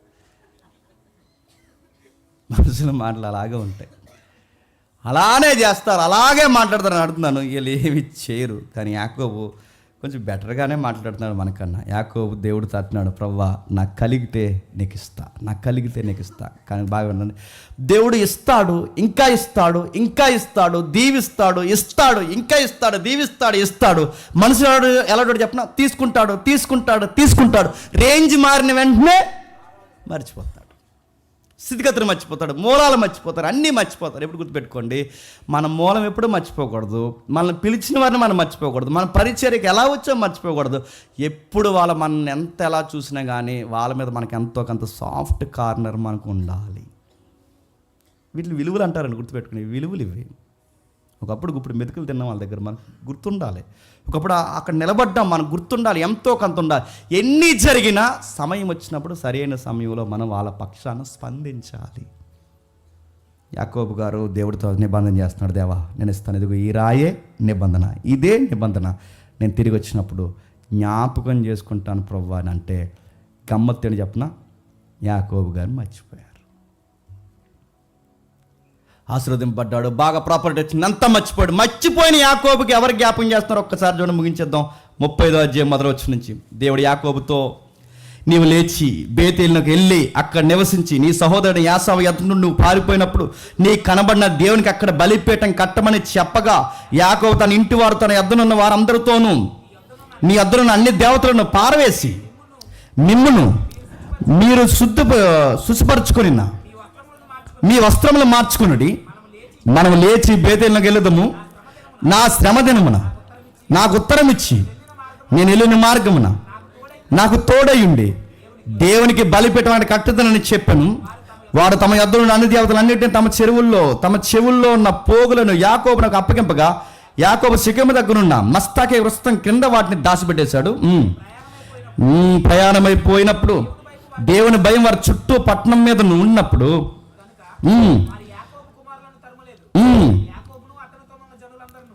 ఏడవచ్చులో అతడు తన సహోదరుని ఎదుటి నుండి పారిపోయినప్పుడు దేవుడు అక్కడ అతనికి ప్రత్యక్షమైన గనక అక్కడ బలిపీఠం కట్టి ఆ చోటునకు ఏల్బేతేల్ అని పేరెట్టాడు. ఇప్పుడు గుర్తుపెట్టుకోండి, ఇక్కడ మీకు కనబడుతుంది లేదు, ఇంకా కిందికి రెబెక్కా దాయైన దెబోరా చనిపోయిన బేతేలను దిగునున్న సింధూర వృక్షం కింద. అంటే ఇప్పుడు బాగా వినండి, ఈ బేతేలు అనేది ఒకటి ఉందని, అక్కడ ఒక కాన్సెప్ట్ ఉందని, చాలా కాలం క్రితం నాతో నువ్వు నిబంధన చేసావని, ఆ నిబంధన మాట తప్పేవాడిగా నువ్వు ఉండిపోకూడదని మళ్ళీ యాకోబుడికి అక్కడ నడిపిస్తున్నది ఎవరు చెప్పండి? మనం మాటలు ఇచ్చి మర్చిపోతామేమో కానీ, మన మాట ఇచ్చి మాట తప్పిపోయి మనం మర్చిపోయినా మన మాట తప్పువారుగా ఉండకూడదని మళ్ళీ మనల్ని జ్ఞాపకం చేసి ఆ మాటలో మనం స్థిరపరిచి మన యథార్థవంతులుగా తీర్చిదిద్దువాడు ఎవరు చెప్పిన? దేవుడే. జాగ్రత్త, ఎవరికైనా మాట ఇస్తున్నప్పుడు జాగ్రత్త, దేవుడికి మాట ఇస్తున్నప్పుడు జాగ్రత్త. నువ్వు మర్చిపోయినా ఆయన మర్చిపో. గమ్మత్తేడు చెప్పిన, దేవుడు అన్నాడు, యాకోబు నీకు నేను ఉన్నాను. యాకోబు అన్నాడు, ప్రభువా ఎలా ఇల్లాను అలాగే మంచి సమృద్ధితో వస్తే నీకు మళ్ళీ వచ్చి చెప్పండి దస్యం భాగం ఇస్తాను. ఇక్కడ ఒక అవసరమైతే భవిష్యత్తుకు ఒక మందిరంలో దీని యొక్క ప్లానింగ్స్ అన్నీ ప్రొఫైల్ ఒకటి నేను పెడతాను ప్రభు అన్నట్టు మాట్లాడు. కానీ ఏమైంది చెప్పండి? కానీ గుర్తుపెట్టుకోండి, యాకోబు రేంజ్ మారిపోయాడేమో కానీ దేవుడు మారిపోయాడు. చెప్పండి, మన దేవుడు మారని దేవుడు.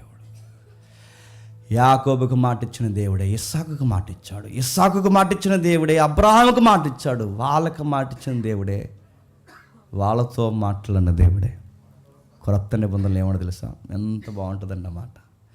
ఆ మాటలు చాలండి, మనతో ఎవ్వరు లేకపోయినా కళ్ళు మూసుకొని బతికేయచ్చు. ఎంత బాగుంటుంది చూడండి. అదే మత్తయి సువార్త.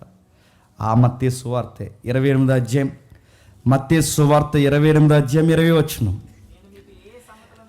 నా శిష్యులారా, అన్నీ వదులుకొని నన్ను వెంబడిస్తున్న వారులారా, నా అపోస్తులారా, నా పిల్లలారా, నా రాజ్య సంబంధులారా, నేను మీకు ఏ ఏ సంగతులను ఆజ్ఞాపించుతున్నో వాటన్నిటినీ మీరు గైకొనవలను, వారికి బోధించుడి. ఇదిగో నేను యుగ సమాప్తి వరకు సదాకాలము మీతో కూడా నేను ఉంటాను. గుర్తుపెట్టి, ఎంత బాగుందండి. యాకోబుతో ఏ మాట అన్నాడో ఇస్సాకుతో అదే అన్నాడు, ఇస్సాకుతో ఏదన్నాడో అబ్రహాంతో అదన్నాడు, అబ్రహాం ఇస్సాకు యాకోబులతో ఏదన్నాడో. క్రొత్త నిబంధన సంగతులు చేతి పట్టుకుని వాటిని గైకుంటున్న వారితో కూడా చెప్పండి, వాటిని బోధిస్తున్న వారితో కూడా ఏమంటాడు చెప్పండి? వారికి తోడుంటానన్న నేను చెప్పండి మీకు కూడా తోడుంటా. ఈ మాటలు చాలవండి ఆ దేవుడిని అలా కౌగిలించుకుని బతకడానికి. చెప్పండి ఇవి చాలవా చెప్పండి? మనతో ఎవరు ఉన్నాయి ఎవరు లేకపోయినా, అన్నయ్య ఉన్నా అన్నయ్య లేకపోయినా, నాన్న ఉన్నా నాన్న లేకపోయినా, అమ్మ ఉన్న అమ్మ లేకపోయినా, నాన్న వారు నాతో ఉంటానని ఉండకపోయినా, ఎవరు వెళ్ళిపోయినా, నన్ను పిలిచిన వాడు నన్ను ఎడవాడు ఎడబాయుడు, నన్ను పిలిచిన వాడు నన్ను దూరం చేయడు. ఆయన అన్నాడు సదాకాలము మీదే. సదాకాలం అంటే గుర్తుపెట్టుకోండి, ధైర్యంగా బతికండి. ఎవరు లేరని ఇందాక తమ్ముడు చెప్పినట్టు సూసైడ్ చేసుకోకండి, లేనిపోయిన నిర్ణయాలు తీసుకోండి. ఎవరున్నా ఎవరు లేకపోయినా నేను పిలిచినవాడు, నేను పుట్టించినవాడు ఎల్లకాలం నీతో నడుతున్నాను. ఈ సదాకాలం అంటే ఈ కాలంలోనే ఉండడు. మీకు ఇంటికి వెళ్ళక చదవండి, రేపొద్దున నిత్యత్వంలో కూడా ఉంటాడు. ఎప్పుడైనా మనల్ని వదులుతాను ఒక మాట అంటున్నాడు చెప్పండి, ఎక్కడ వదలరండి. ఇలాంటి దేవుడిని వదిలేసి ఎక్కడికి పోవాలి? ఇలాంటి దేవుడిని వదిలేసి ఏ ఆకర్షణలో పడిపోవాలి? ఇలాంటి దేవుడిని వదిలేసి ఏమి తీయగుందని లోకం వైపు చూడాలి? అందుకే పౌలు అన్నాడు, కరువైన ఖడ్గమైన హింసైన ఈ లవ్ నుండి నన్ను ఏది దూరం చేయదు. ఆ దేవుడే, ఆ యాకోబుతో మాట్లాడిన దేవుడే ఈ రాత్రి నీతో నాతో మాట్లాడుతున్నాడు, ధైర్యం ఇస్తున్నాడు. సదాకాలం మీతో ఉంటా, రేపు నిత్యత్వంలో కూడా మీతో ఉంటా. నేనే నా గుడారాన్ని మేమే కప్తా, మీతో కలిసి నివాసం చేస్తా. అది కదా ప్రభా, ఫైనాన్స్ నేను చూసుకుంటాను అంటాడు ఆయన. డిసీజ్ అన్నారు ప్రభా doctors, don't worry Jehovah Rapha, నేను చూసుకుంటా. అది కదా ప్రభా, వీళ్ళందరూ ఉంటా అన్నారు, నన్ను వదిలేసి పోనీ నేను ఉంటా. ప్రభు వీళ్ళెవరు ఇలా మాట్లాడు, పోనీ ఈరోజు ఇలా ఉన్నారు రేపు ఉంటారు. ప్రభు పోనీ నేను పిలిచా, నేను ఎన్ని చేయాలని చేస్తా. నువ్వు కొన్ని తలతెక్కల పనులు చేసినా నేను సరి చేసుకుంటా, నాకు వ్యతిరేకమైన పనులు చేసినా నేను పిలుచుకుంటా, మొత్తం మీద నేను మార్చుకుంటా. అలా గాడి తప్పి నిన్ను మళ్ళీ ఎలా పిలుచుకుంటా, నేను నిలబెట్టుకుంటా. సదాకాలము నీతో నేను ఉంటా. ఇది మీకు అర్థమైతే అలానే మోకాళ్ళు వేయండి. అది మీకు అర్థమైతే నిలబడిన వారు నిలబడండి. ఆ దేవుడు నిన్ను పిలిచాడని నీకు అనిపిస్తే ఆ దేవుడు ఇంకా నీతో నిబంధన చేస్తున్నాడు, ఆ రొట్టె ద్రాక్షసలని ఆయనకు ఒక్కసారి కృతజ్ఞతాస్తుతులు చెల్లించండి.